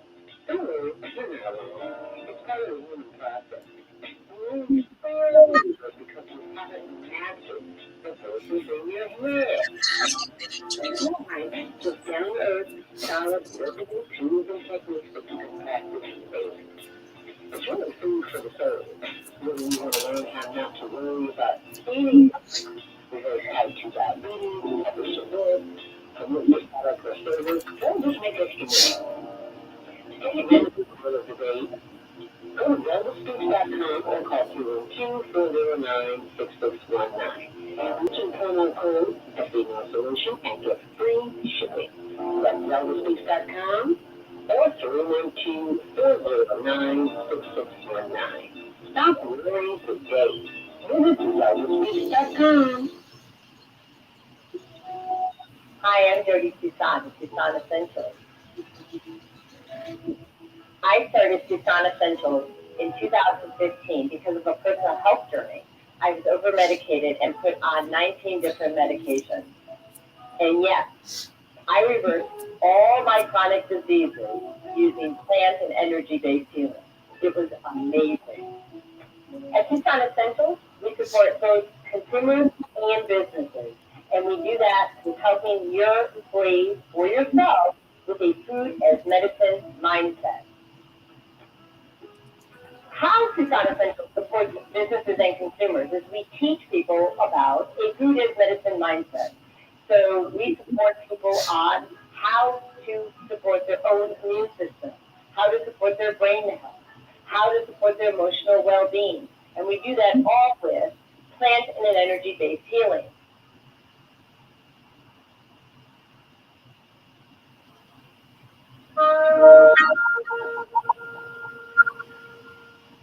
I'm your life coach. It's more important than ever to work on your physical, mental, emotional, and spiritual health. Are you consciously breathing deeply in stressful moments? Do you have a plan or daily routine to maintain balance in your awesome body? Are you struggling to be disciplined in your eating habits? When you partner with me, I'll help you develop a personalized health plan that works for your particular lifestyle. You can find out more about me at yourholisticlifecoach.com, where you can also review my 3-step protocol to guide you to abundant health. So it's yourholisticlifecoach.com, and I'm the Alpha.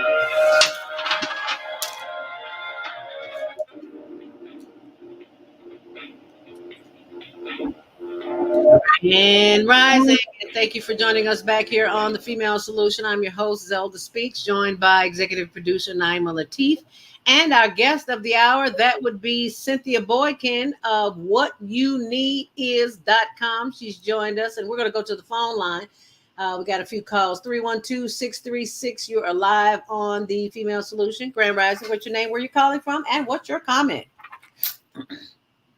Good morning. This is Carol. Good morning, Carol. How are you, dear? I'm good, even though you didn't get in touch. I'm good. Oh, okay. Anyway, I want to thank you guys for, not guys, but you ladies for helping me to listen to the voice, reminding me to listen to the voices in my head. This has been a good show this morning. I want you to know that. Oh, wonderful. Thank you, my sister. And that is the voice of Carol. Is that one R or two L's? How does that work, Carol? Two L's. Two L's. It was two L's and two R's, but you know, they got it wrong on the birth certificate. Oh, okay. Carol, that is Carol Hibbler. She is the remember that poem that I read to you this morning with from Alice Walker, two of my favorite poets. I was so embarrassed I tell the story. I digress, but I have to tell this story.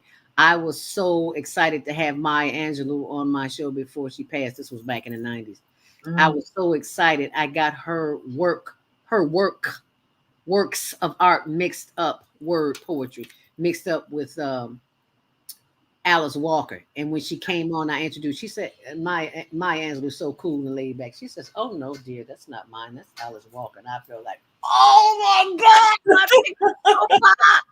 ever in life, I get the one and only Dr. Maya Angelou from South Carolina, and I call her Alice Walker. Oh, Lord have mercy. Oh, my.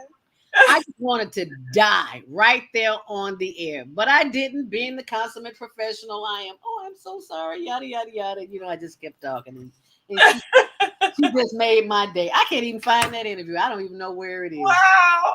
Yeah, but I was so embarrassed. So I bet you made it memorable for her. Yeah, buddy. She will not forget. No, she didn't call me Alice Walker. Oh, but she was so cool with it. So thank you for that, Carol. Thank you so very much for that. We greatly appreciate it. That was an awesome point. And I thought I'd read pretty much all of Alice Walker's work. I don't remember reading that. So how'd you come up with that, Carol? She has her website, and that was one of the entries, one of her recent entries. Oh, okay. And are you, I know you're listening to the conversation with Cynthia Boykin, What You Need Is. Have you ever heard of that site or Cynthia Boykin? I had not heard of it, but you know, now that I know about it, I'll be going there. Oh, wonderful. And the thing about serving yourself to serve others, it made me remember that some years ago I was at Jewel at the deli counter, and there was an older lady there. You have to get a number to be waited on. Yes. And so she said, I don't know nothing about serving myself. And this conversation brought that back to me. Wow. I don't know nothing about serving. Wow. Mm-hmm. Wow. That's all I can say is wow. I'm never at a loss for words. Wow. What you need. Thank you for that, for sharing that, Carol. And for those who just tune in case you didn't know who Cynthia Boykin is, she's a sister from Chicago who is helping entrepreneurs get the word out about who they are and what they do. More importantly, it's her story and the other challenges. And we're going to talk about some of those challenges in just a minute with Carol to see how she has weathered the storm, to see how she's come through as a result of following her purpose and passion. Cynthia is also known as the Master Networker. She is founder of the WhatUneedIs.com, the well-known Chicago-based consultancy that connects businesses to new customers. Cynthia is known for being able to build relationships, connecting the right people together skillfully and swiftly, quick, fast, and in a hurry. So for those who are listening, entrepreneurs, Cynthia, why is it that they need an organization such as yours, WhatUneedIs.com, to help them connect their product or service? One of the reasons is a lot of, people may have ideas, entrepreneurs, business owners, authors. They do what they Right. You know, they built their bakery. You know, they opened their boutique. But I have the list. I've curated and built a list from starting 15 years ago, actually. It will be 15 years next year. And so I have a list. So my job is to take my list and promote your business and your policies, events, your presentations, instead of my network. And not only is it a list of 56,000 people that I've curated over the years, one by one, because I've never, one thing I've never done is actually, you know, a lot of times people say they have all these lists and they built them by buying addresses. Well, I've always taken pictures of people's places, things that are doing great things all over the country. Because that's why even though I lived in Chicago, my network was further in Chicago because I know the world was bigger, WWW, worldwide web. And so that's how I always started it. And then there was others who did what I did, but that's exactly why they need what you need is, because not only do I have this list, I have relationships with people that I can call. So when you meet me, you know, we discuss how you want to promote your business, your event that's coming up. You know, as I listen to you, in a quick conversation, I can tell person people I need to connect you with. So, you know, have a relationship with people because I travel extensively.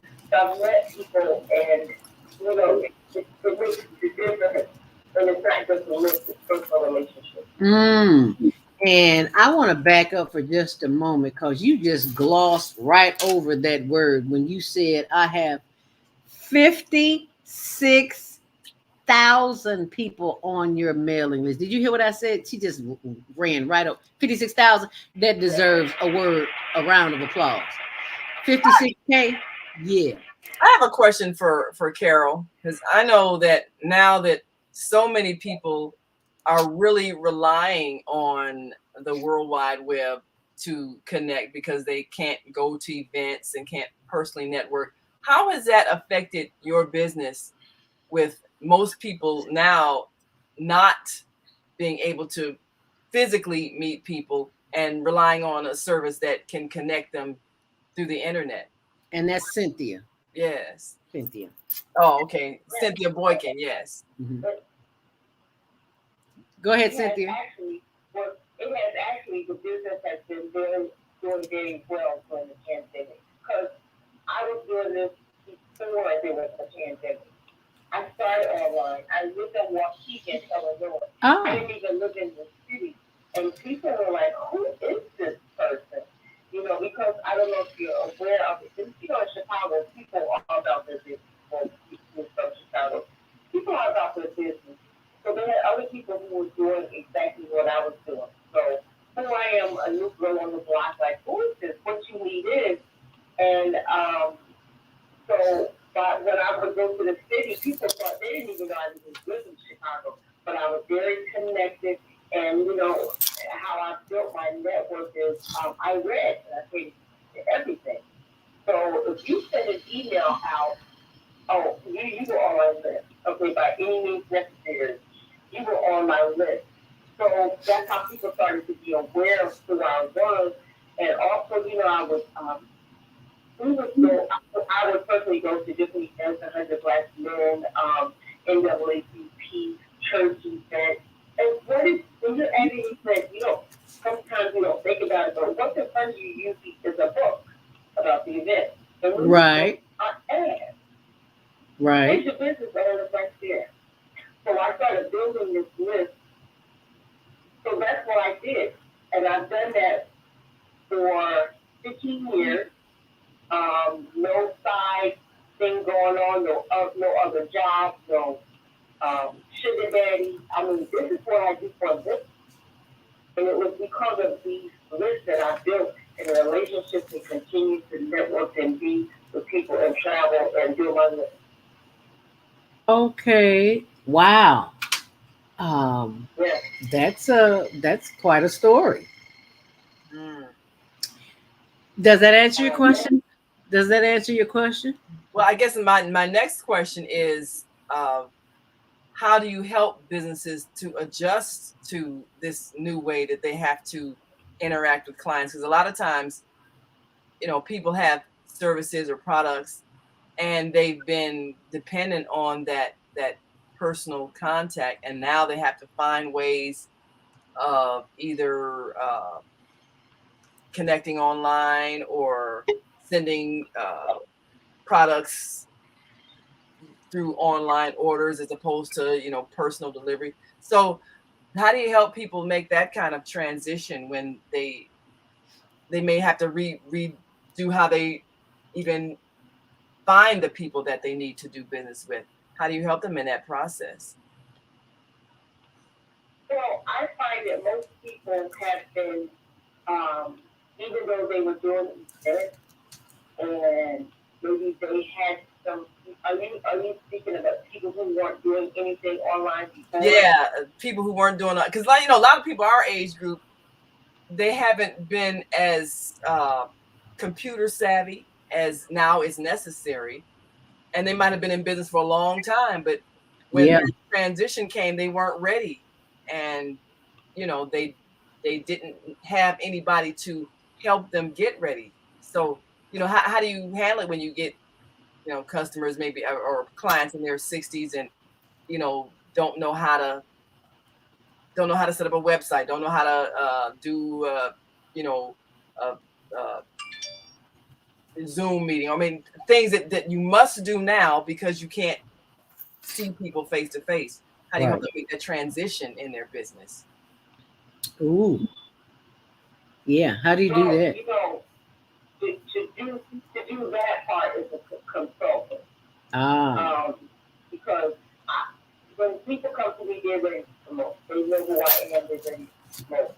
Now, there's people, and I've had a couple of customers who did not know how to do certain things. That's a consultation. That's a consultancy. And even with that, even before, people wouldn't use the online. It wasn't to their benefit, and now they're really happy to do it. But by the time people come to me, they're ready. All we have to see about it. And this is the thing. People, a lot of times, what I've seen is that people want to, people say they can do this thing like, I put my stuff on Facebook, and my niece and my nephews were going to my Facebook. They don't even know your business. These are your nieces and nephews. Even though they want to help you, but they're not the ones because they don't have a list. They don't know who to market to.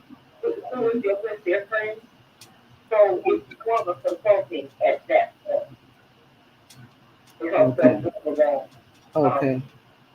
Because we're in different arenas. Yeah.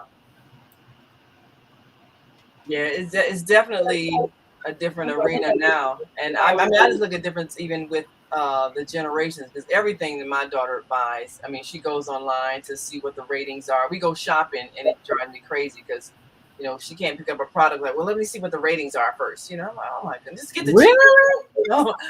Just get the stuff on sale 2 for 1. Or, I mean, come on now. But I see what it says online. Oh no, put that back. They have low rating. But that's the millennial way of doing business, and we got ready to move her into a new apartment. She wanted to go online and see what the ratings were with each company. This company. They said the workers showed up drunk. Oh no, we can't have that. And so the moving company we finally found was an older guy that I had known from years ago, but he didn't have a website because he was older. That the way they did business was like personal networking, word of mouth. So she's like, well, he doesn't have a website. How do you know he's any good? I was like, you know what? I just knew him from years back. I mean, everybody doesn't have a website. So, I'm just looking at the difference in how people are doing business between one generation and another. And our generation tends to rely more on personal contact, relationships. The generation coming after us, they tend to rely more on the internet, contact, reviews online, your website, all that kind of stuff. How many views you get on Facebook? So I'm just seeing different. I don't do none of that. Yeah, and I'm seeing like the contrast of how the generations do business with others. And just wondering how what you've observed and how you help people make that adjustment. Go ahead, Cynthia. Well, you know what I love about that is that the younger people, and then us in general, we're more educated consumers now. We just don't buy it randomly. And you know, although the millennials are really to the left, you know, everything they do, they sense, but at the same time, they're very educated consumers, and they make a decision based on what they want, they like, who they like. Mm-hmm. Well, I think for like, because I'm in my 60s as well. Okay. We're more relationship based. Yeah, Wow. that's it. Okay. It's still very important. But see, it's a different generation, and they just spend money. Okay. Okay. And they spend money based on those reviews. That's why the more reviews they have, people are more apt to spend money with them. They don't know these people. Right. Wow. Yeah, that's what I've seen. They don't even know the people. And then I think for our generation, we're more based on we want to buy from our own people. Yes. Yeah. Okay. That's what I've observed also. You know, people, we, like you say, we're more relationship based. I know this person, or I know somebody who knows this person. You know, we want to be connected to the person, right, in a personal way. Whereas, you know, the younger generation, they're more into what the reviews say online, or, you know, what their internet presence presents. You know, what their website look like. You know, they make decisions based on that. And so I definitely see a difference. I mean, I don't know, you know, one is either better or worse than others. Just we feel better with personal connection. Yeah, to somebody. we do. Yes. That we do. That we do. Wow. Well, it is 8:50. If you just tuned in, you are listening to the voice of businesswoman entrepreneur Cynthia Boykin of WhatUneedIs.com. And she's sharing her trials and tribulations of being an entrepreneur in these challenging times. What would you say is one of your biggest trials and what hurdles you've had to overcome, Cynthia? Some of my biggest trials were, you know, I look back now, and my daughter said to me one day, she said, "Mom, you know what you should have done?" And you know how that is when kids say you what to do. And I thought, what? And she said, and then it came to me, she said, while I was working on my business, she said, you know, you should have been working that way you could have funded with this. So basically it was funding. And I think she is right because I could have worked, so I had money to fund what I was doing. Oh. Which I did. Yes, yes. Okay. Because the funding is the key. You know, I managed, but money helps. So to Right. that note, for entrepreneurs or people listening, or even you know we want to be an entrepreneur one day, maybe just starting out, just thinking there's always something in all of our bellies, and just it's a little seed becoming a big baby one day. But you know, while you're still working, think about what you want to do because that's the money to fund what you want to do. So when you're on your own, you get a little twist, you're already prepared for it. So take that, don't spend all your money, but keep your money to fund what you really want.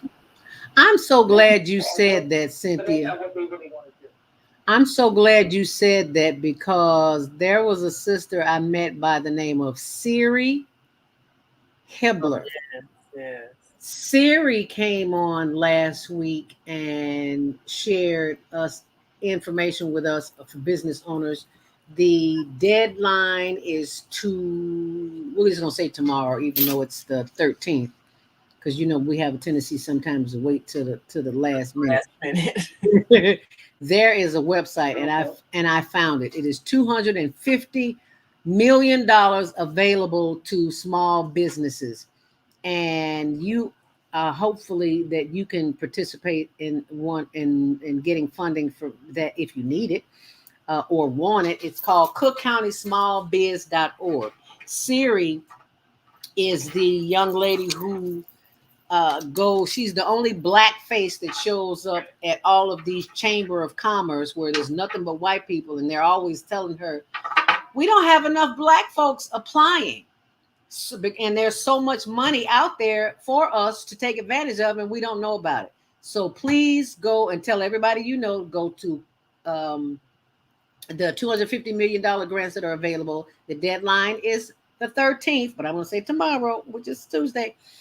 They're available. cookcountysmallbiz.org. So please, Cynthia, share that when you put that out, your next letter. cookcountysmallbiz.org. Go there, fill it out. It only takes like 5 minutes.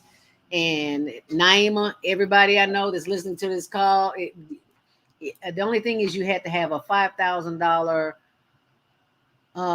decrease from 2020. So this is 2021. If you made $50,000 this year, hopefully you only made 45 last year. Does that make sense?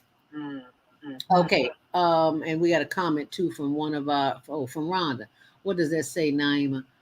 I have an event from my more mature sisters. I tip on how to let people know about it. Besides one tip on how to let people know about it besides Facebook. Any suggestions, Cynthia?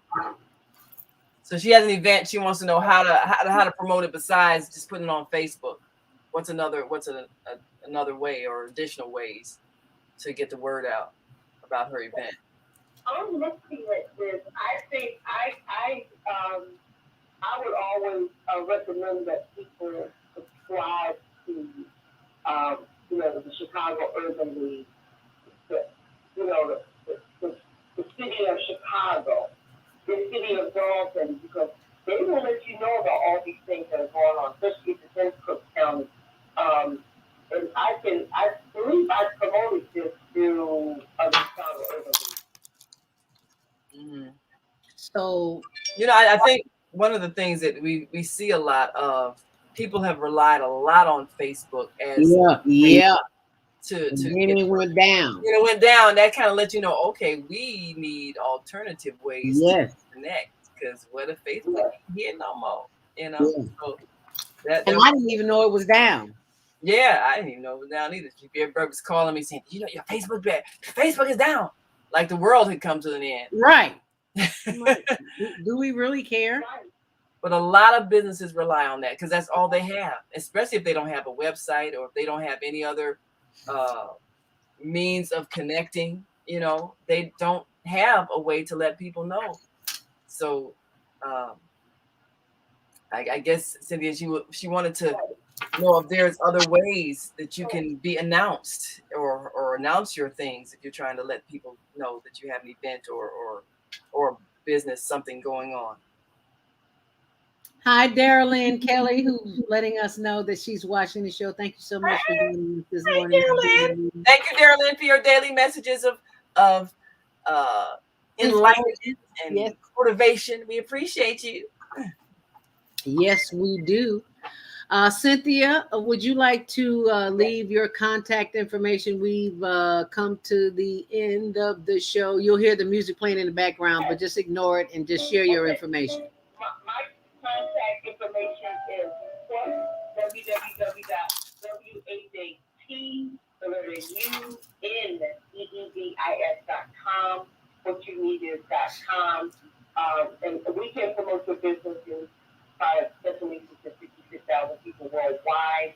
For being on this show today, we will give you a 50% discount on our e-blast. Oh, all right. $250 for two, we can give you 50% off. Okay. $250 for how much? That's for two e-blasts. Oh, for two e-blasts. Our network is $250, but for your listeners today, we will do it for $125. $125. Okay, 50% off. Love it. All right. Love it. You hear that? Yes, we will do that. The Illinois Back to Business grant, and I did that for the Chicago Urban League. Say that again now. I did promote this event, the one that you were talking about, the Back to Business. Uh-huh. I get told that for the Chicago Urban League.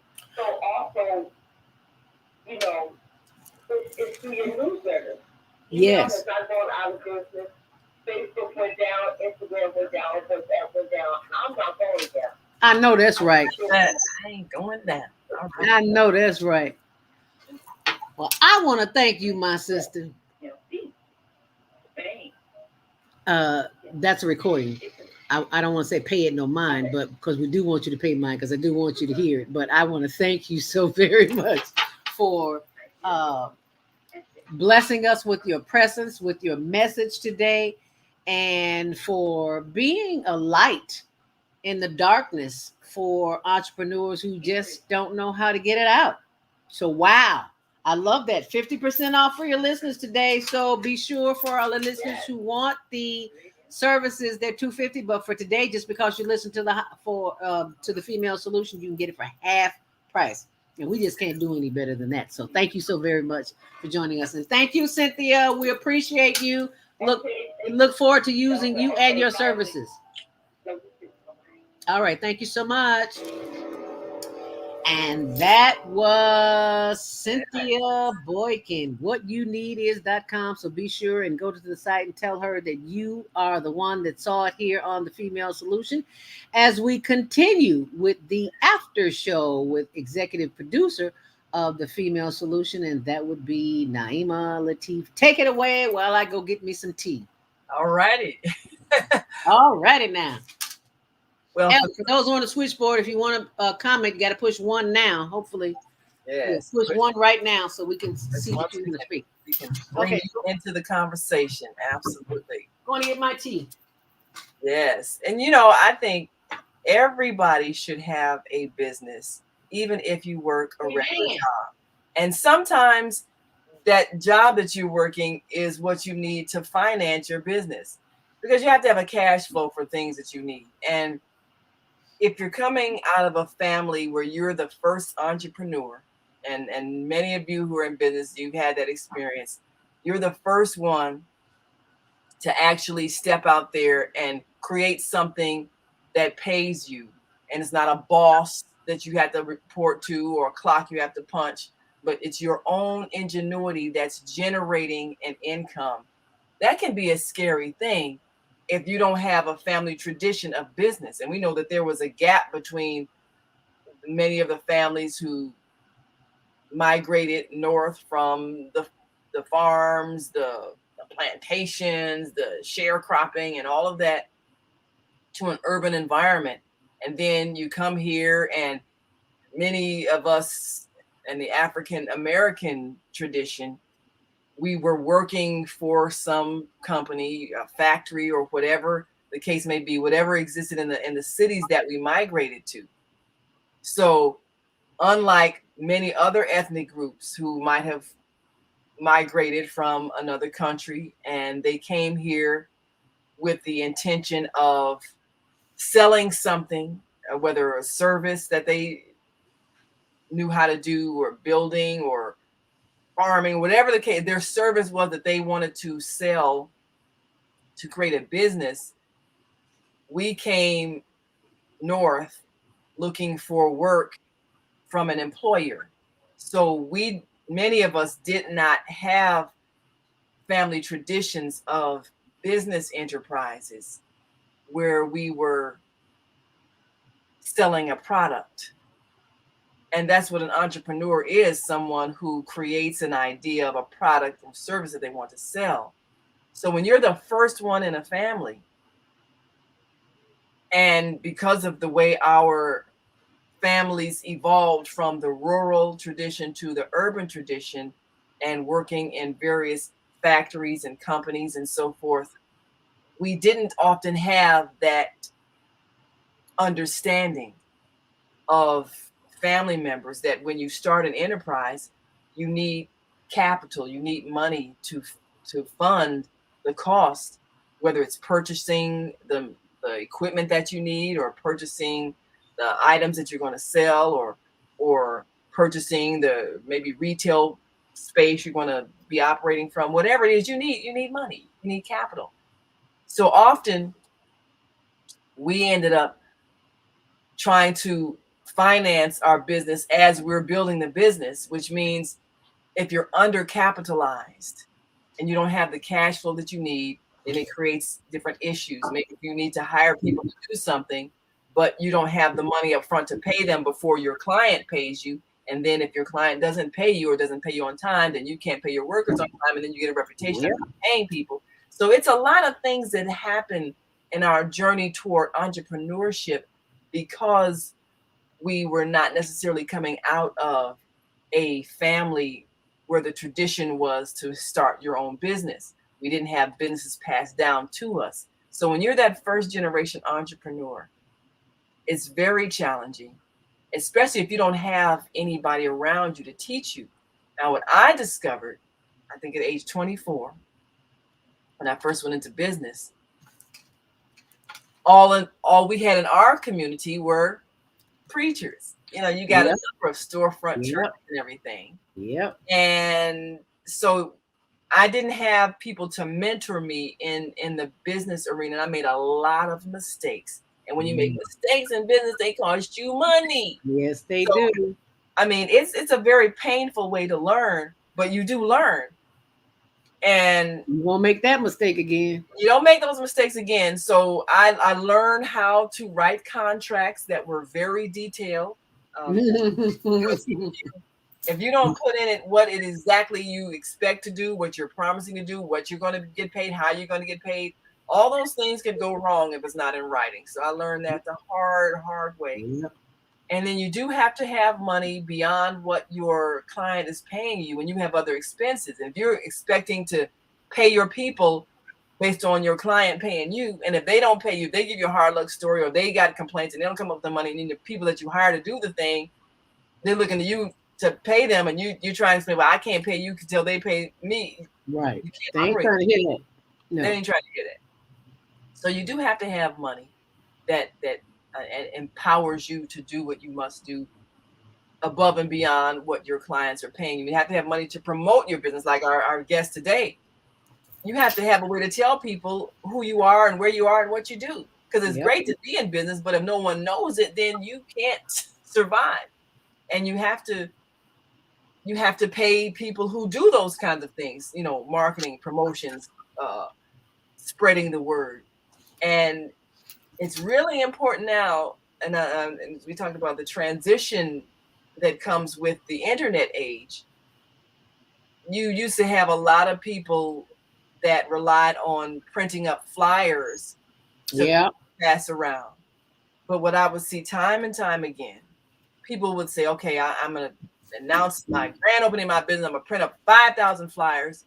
But you don't have people to distribute those 5,000 flyers. So they just sit in your trunk or somebody else's trunk, because who's going to walk door to door and pass them out? So that has to be part of your plan if you're going to physically do that. And then if you pass them out, how do you make sure people are reading them? So, I mean, the best thing to do is put them in people's hands if that's what you're going to do in terms of promoting something. But nowadays, you know, we're saving paper, we're saving trees. People are sending things directly to your email, directly to your cell phone. To your phone. So, you know, our guest, Cynthia Boykin, what she does is critical in connecting people through the ways that people receive information. You get up and look at your phone every day, and you got some kind of an announcement, you know, a text message, an email, and most people's email pops up on their phone. So if you're going to be in business, you need to have these tools, because this is the way things are done now. I mean, you still have some people that did print up flyers and posters and that sort of thing. But if you're not in tune with how the transition has occurred in terms of how we receive information, you're going to find yourself struggling. So it's important to keep up with these kinds of trends as the technology creates different ways of communicating. And I'm seeing a lot of young people that are excelling in business simply because they have mastered social media. And so it behooves us to understand how our customer base can be reached especially if we have a product that is really a general kind of thing that anybody can use. You know, we used to think in terms of geography. Well, if I have a business and I'm on the south side of Chicago, then I'm going to cater to the south side. But if you today, say if you sell t-shirts, well, that doesn't have a geographical restriction. Right. You have a way that you got a website online, people can order. You can be a global business instantly, but you got to think that way. If you're still thinking my geographical location, and you're still seeing yourself as limited to not only your space, but your race, you know, well, this is a Black business and I'm going to sell to Black people. Well, Yeah. that's nice. But if what you have is a product that everybody uses, why are you limiting yourself? Right. Why are you limiting your vision of who you can serve?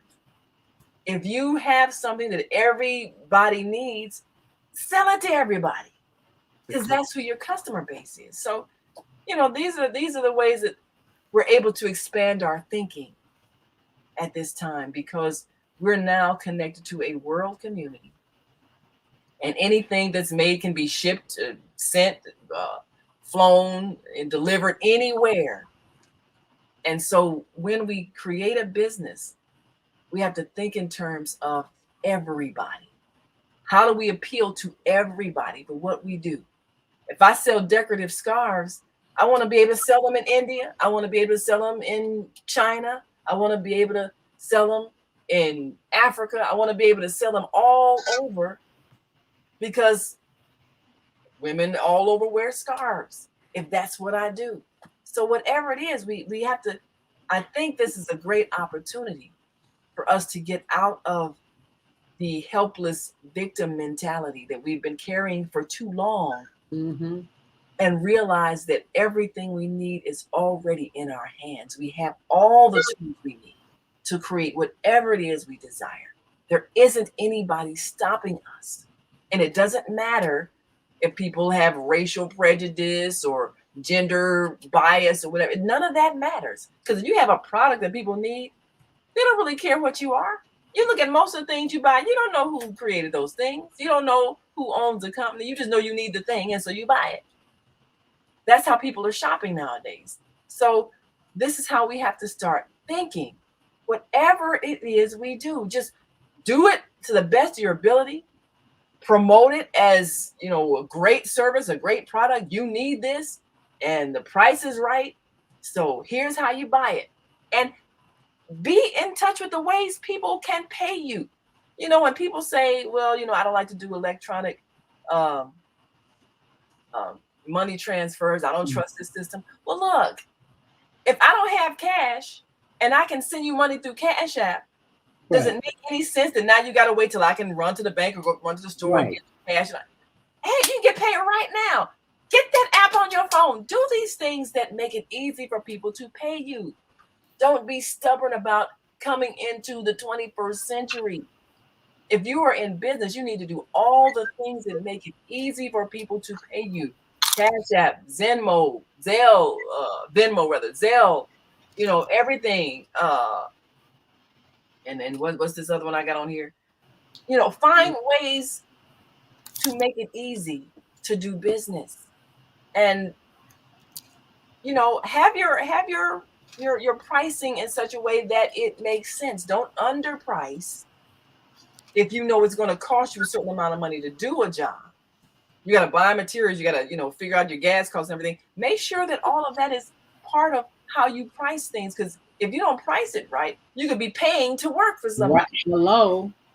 I mean, how many of us have made those mistakes? You know, you underprice something, you realize it actually cost you to do that job, as opposed to you making a profit. So get the math right. You know, I mean, being in business is just a matter of selling something. Either you're selling a product, you know, a thing, or you're selling a service, something you do. But whatever it is, people are paying you for a thing. They're paying you. That's all business is. It's not complicated. We make it more complicated than it is. But when you are communicating with government agencies, like, you know, Zelda just mentioned applying for grants, you need to keep records of your buying and selling, because this is how you present what you do. And don't be afraid of paperwork.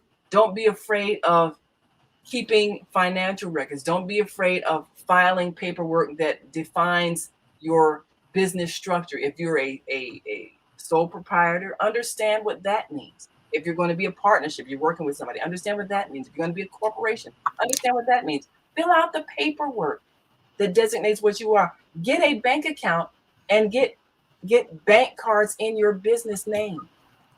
You know, start building business credit too. Start building business credit. Don't be afraid of paperwork. A lot of times people are afraid of making that transition from a part-time hustle where you get cash under the table to a business that is registered with a license and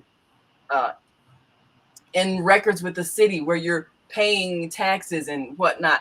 People are afraid to make that transition because they don't have a family tradition of being in business, so they don't know the details of how to do it, and their minds are making it more complicated than it is. Right. But when it comes time to being able to take advantage of grant programs and loan programs, you need financial records.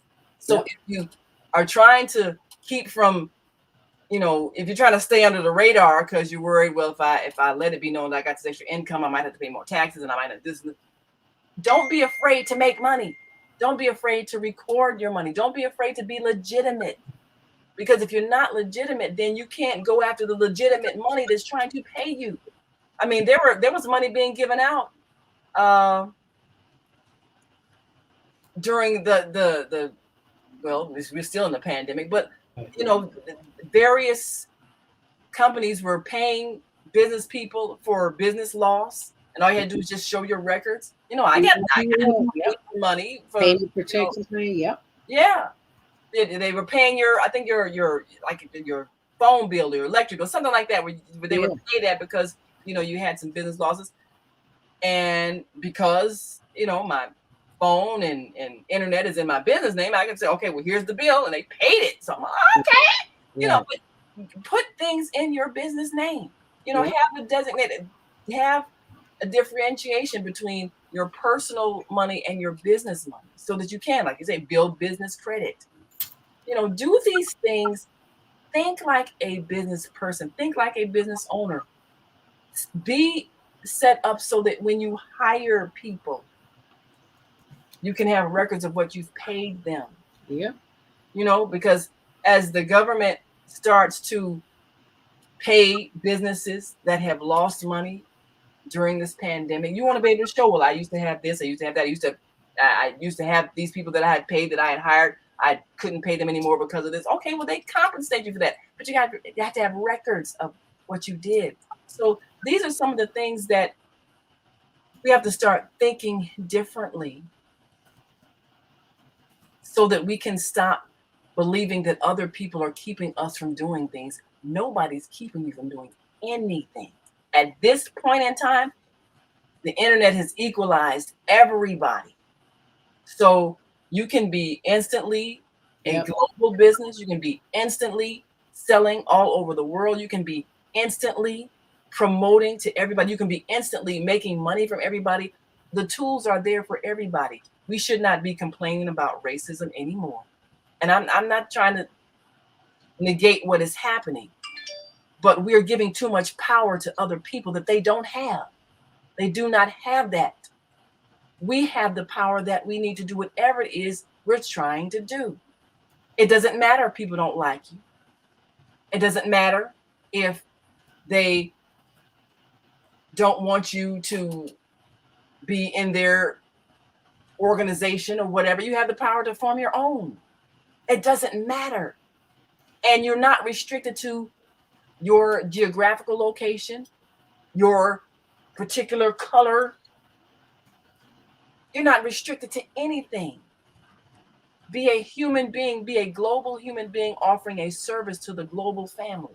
If you think that way, then you'll discover that all the power you're giving to little local people that hurt your feelings because they're kind of mean, they don't even exist. So we need to stop giving them our attention, and we need to stop restricting ourselves and our growth. We're powerful and unlimited in power. So be the servant to humanity in whatever business you're going to create. Serve to the best of your ability. Give yourself an opportunity to expand and be unlimited, and believe in yourself, and connect with people of like mind, of wherever they might be, whatever color they might be, whatever religion they might be, whatever they might look like. People of like mind who have similar visions.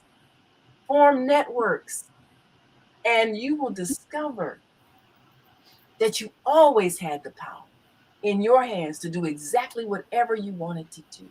You just have to believe. Okay. Rhonda from Ron's Way says, thank you, my sisters. Love. She says, great stuff. Pricing, get the math right. Preach. Love it.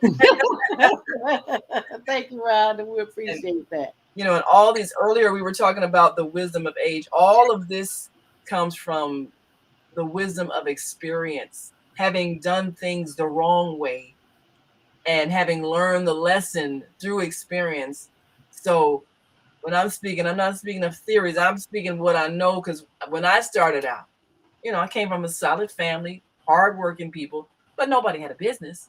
So I had to learn how to do that. And I had to learn the difference between business theory that you learn in college, you know, and what it really means to just be out there buying and selling, because that's all business is. So that's how an immigrant can come here that doesn't speak English and can set up a shop and sell you stuff. And yet here you are at your college degree unemployed, but you majored in business management because you weren't thinking, I'm going to go out and manage my business. You were thinking, I'm going to get some corporation to hire me. And if they did, then what do you do? Right. So, but this person who can't speak English can come here and sell trinkets and, you know, hair stuff, and you go in there and buy it, and they feeding their family. So what's the difference? It's thought. You're thinking, I need somebody to do for me. And they're thinking, I'm going to come and do for myself. These people got money. I'm going to sell them something. That's what a business person does. That's what an entrepreneur does. What can I sell you? That's all business is. And we got all these business majors that's frustrated and unemployed, talking about racism in the business world. Why are you coming out of school with a business degree looking for someone else? Thank you. Have the skills and the knowledge to create your own business instantly. Why are you doing that? Because of how we've been conditioned to think, believing that other people are smarter than we are. And they're not. Never have been. They might have access to more information, but today information is readily available at your fingertips. So you can go online and find a YouTube video to tell you anything you want to know nowadays. Anything. Google it. Anything. So there's no reason to be dependent. There's no reason to be unemployed. Everybody should have a business of some kind, even if you're working a job. Always have something that you own, that you control, that pays you. So even if they decide, well, you know, we're downsizing, we got to cut you loose, you still got a job that you created yourself. Always have something that pays you that you control. Everybody. Yep. In an economy like America, a place, free enterprise, there's no excuse. There's no whatsoever.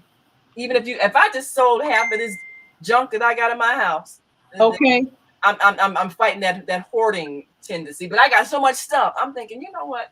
Somebody would like to buy this stuff. If I just sold my stuff that I'm storing in closets and stuff, I could have a healthy income. Yep. If I did nothing, just selling the stuff I got, old books. If somebody wants to buy it, you got websites like eBay and everything. People are thinking of ways of earning a living off of what they have in their hands. We got plenty of it. We got plenty of it. Don't want to let it go. I was reading a article about a little boy that started a business, a fertilizer business. I guess he lived in a rural area. He would just come and collect cow dung and then sell it, because that's wow. Now if you can wow. you come and scoop poop and make a business, come on. Wow. So there is just no limit of what you can do. Wow. Living. I have heard it all. And I believe it because you know, I love looking at YouTube. You see things on YouTube that you don't see anywhere else.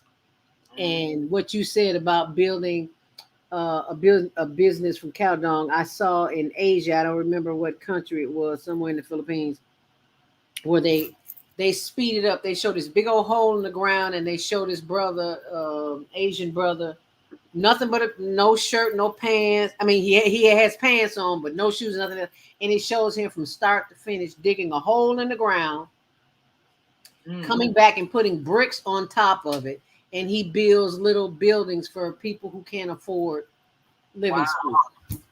Wow. It takes him, you know, a good half a day, depending on how elaborate you want it. But hey, it's possible. Yes. So look around your house. You have a skill, a natural gift, talent, and ability. That's what we teach our youth here at the Higher Learning Network. Yes. And the challenge is to believe that gift that you have. Everybody knows you got it, but you. Yes. They tell you you're funny all the time. You know, you need to be up on the stage sometime. Like Tony, he always going here making faces and stuff. I'm like, you need to be on somebody's show making faces. Don't get paid for them funny faces. You make right, yeah. You got it. Got a comedic talent there. Yes. So use it. Use it. You know, don't wait on them to come and save you because they're not gonna save you. That's right. As brother Baba Kwame Sunhorse would say, you the one you've been waiting on all the time. You waiting on them for what? You're the one that's gonna save you. That's right. That's right. Really. We gotta know that. We have to know that because you could waste a lifetime being angry at somebody not coming to save you when you always had the tools to save yourself. Is that what they said in the on the Wizard of Oz? I hate to use it, but you know. Yeah, that was the lesson in that though. Yeah. You had the ability all along, but you had to go through this so you could learn that. But you just didn't know it. Didn't know it. So now you know it. So what you gonna do about it? What you gonna do? Yeah. What you gonna do? What you gonna do when it come for you? Bad boys, bad boys. Okay, I digress. I'll go to sometime. Anyway, go to roundway.com. Your invite for women over a certain age and mindset if you want to join that November event in which I'll be there. So I hope to see you there.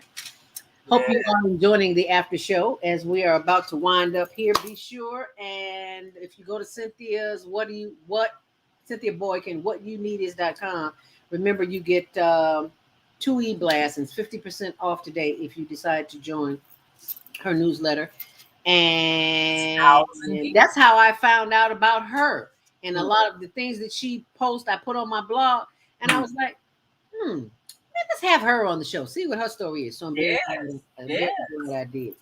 And be sure and join us. Mark your calendar. 4th Saturday every month. It's the Global Virtual Teen Talent Contest from 12 noon until 1 p.m. Central Standard Time, so that you can help vote for our children from across the world, across the globe, across the planet. Our last winner for September was a young man by the name of Mark Tieford from Bulgaria.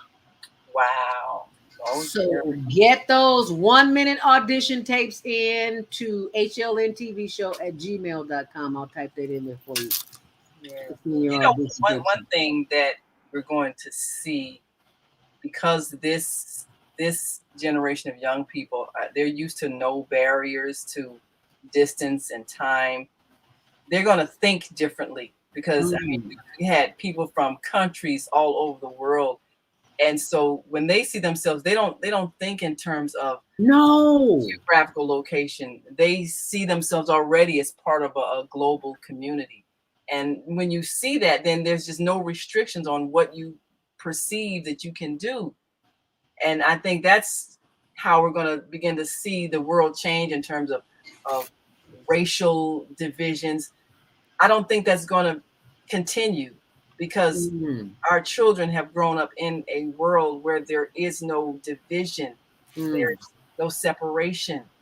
And so when they see themselves as part of a global community, and then they see their aspirations. They know they can go anywhere in the world. They can be seen anywhere in the world. So I think as we observe how they interact, how they network, we're going to see that the racial divides that we struggle with don't exist anymore. And nobody had to fight a war to make it happen. It just happened because we communicated all over the world and we've got to know each other. And that's all it took. And I have got to share with you, Khalid Scott, he comes on every quarterly, but he sends me a word of inspiration every day. And I have got to share this with you because I've said it to a few people already, and they was like, "Ooh, send me that so I can share it." Well, I'm going to share it with you right here, right now, so that you can see it. And it's from Khalid Scott, mental health professional, and he is a regular here on the show, on the Female Solution. And I hope you can see this. Can you see this now? Yeah, there you go. I want to make it big so you can see it. Not quite. I'll just read it to you. How about that? Happy Monday. And they spell out Monday. Monday. I can learn from my mistakes.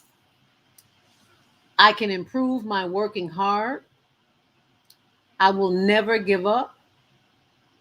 I am determined to be my best, to do my best. Self-reflection will help me succeed, and I can overcome challenges with effort, and I can train my brain, baby. I can train my brain. So I hope that you enjoy that and remember to share that with someone today. Okay. Oh, that makes sense. Absolutely. I like that. My girlfriend said, "Ooh, that just made my day." So I say, if it made one person's day, it'll make somebody else's day too. So I just had to share that with you. Yes, uplifting thoughts. So what tomorrow is self-care with Jody Susan. What can we expect for Wednesday, Naima? Well, let's see. Wednesday, we've got, of course, myself and my co-host, Kareem Hamid. And we're going to be taking a look at some ways that we can help young people and some of the programs that exist for young people who are in trouble, how they can get emotional support, counseling support, and how they can, in fact, turn their lives around. So we'll be talking to those who are involved with counseling troubled teens, and we'll certainly look forward to hearing from our global family as we encourage those who may be going through challenging times right now. And we all going through some challenging times right now.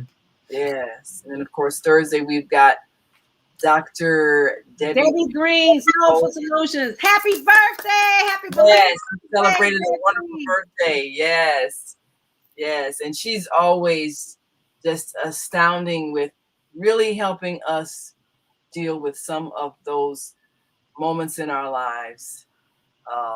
Grief, sadness, depression, because we are right now in the midst of addressing the challenge of people who may be transitioning, whether it's from COVID or even a sudden violent act. But we have to come back to a place of peace within. And that's often the challenge that we have, so that we can accept life's changes without it leaving us devastated. And she is doing some wonderful counseling and helping us to come back to a place of peace where we're not holding on to guilt or shame or regret, which in fact is affecting our physical health when we do. Right. So we want to return to joy, regardless of what we might be going through. We want the norm to be joy. And so she helps with that. And of course, we got Friday with Health and Well-Being with Viata. And she has been very diligent in helping us to feel empowered in this time of great fear and stress, knowing that there's so many natural things we can do to keep our state of health and well-being and immunity. And so we need to just learn how to do those things. So I'm just so grateful for all of our wonderful hosts. And of course, we've got Deborah that's going to give us some ins and outs on travel insurance. You don't have to be afraid to travel, but you do need to be prepared and understand that things can happen to you while you're away from home. And how many people have had strangers come to them and say, the long story, oh, well, I lost all my money and I need help, get a train ticket back home. I don't have a wallet. I mean, you hear these long stories of people who stranded someplace, and half the time you think, okay, this is a con, I ain't giving you no money. But you think, well, if you are in that situation, perhaps you should have planned better. Okay, what would you do if you got stranded someplace, say another country, in another city, another state, and lost your wallet or stolen or whatever the case may be? What would you do? So I tell you, my girlfriend I don't know if she's back from Jamaica yet. They were supposed to leave Friday. That today is Monday. They got blocked. Their flight was canceled. What happens in Jamaica? A good place to get canceled at, but 80-something degrees every day. Still, the inconvenience. They were kicked out. They were kicked off their flight. Delta paid for their hotel for one night. Told them that they were leaving at 11 o'clock that morning. They get to the airport and find out they're not leaving until 10 o'clock that night. So what do you do? If you had insurance, well, they didn't need it because the first night the hotel covered, but the second night, if they had insurance, they possibly could have went back to the hotel and spent instead of spending 10 hours in an airport all day. Right. I mean, so be prepared. Insurance, it makes a difference because you don't know what might happen in these days with flights getting canceled and everything, the uncertainty. You just don't know. Just be prepared so that a wonderful trip doesn't get ruined because of some unexpected thing happening. So we're looking forward to that on Saturday with Move Around with Deborah. So you tune in 12 noon to 2 p.m. Central Time, 1 p.m. to 3 p.m. Eastern Time, and wherever you are in the world, adjust your time so you can join us live and move around with Deborah. Okay. And we also have Wendy Williams. She's coming back. Did we talk about the first Saturday? Yeah, second Saturday. She's coming back. Of course, look out for her in November. Now, this past Saturday, we were actually at Reverend Jesse Jackson's 80th birthday celebration. Yes. That was fun. And then we had a chance to talk to Valerie Goodlow, who is introducing the Black on Black Love Community Gardens on 8616 South Carpenter, which is in the Auburn Gresham area.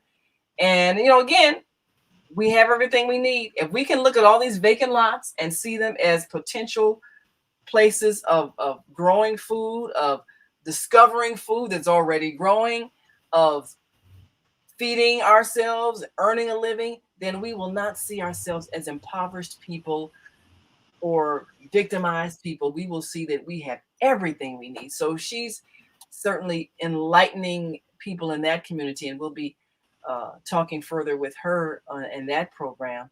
And I'm just so excited to see people awakening to the possibilities and all the things that we have. All we have to do is just see it. Just like you say, Dorothy and the Wizard of Oz, it was always there. You could have clicked your heels on them ruby slippers and went home at any time. Okay. But you just had to go through some things so that you could learn and you could realize the power that you had. So, and all of her companions, same thing. The Cowardly Lion had to go through some things and he had to face his fear before he realized he already had courage. The Tin Man had to go through some things that really touched his heart before he realized he already had empathy. He already had a heart. And the Scarecrow had to go through some things where he had to think his way out of things before he realized he already had a brain. So everything you think you need, you already have. I love that story because it just tells you so much. You have what you're looking for. You are who you've been waiting for. That is Great lesson in that story, and it's the lesson of all of our lives. We are the ones we have been waiting for. Amen. And you don't have to wait anymore because you're here. We're here, You're here. right here. Don't have to wait anymore. And it is 9:38, and we thank you so much for being a part of this show today and for sharing and liking this show and subscribing to our YouTube channel and our Facebook channel. And be sure and check out all the updates on my blog, ZeldaSpeaks.wordpress.com, as we leave you with the promo for the Female Solution Show. And here we go. The Female Solution Global Radio TV Show invites you to an invigorating conversation with our team of hosts Monday through Friday, 7 a.m. to 9 a.m. Central Time. Start your week with Monday Morning Mindfulness with Zelda Speaks. Tuesdays, Self-Care with Jody Susan. Wednesdays, Repairing Broken Families with Naima Latif and co-host Kareem Hamid.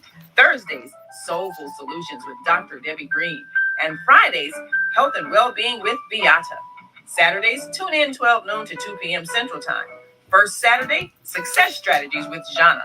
Second Saturday, Wendy Williams Esquire on relationships. Third Saturday, Move Around with Deborah. And fourth Saturday, Wisdom with Mama D.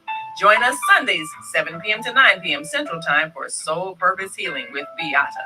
Call in and comment 515-605-9325. Press 1 to speak to the host and be a part of the solution. Shalom, namaste, make it a great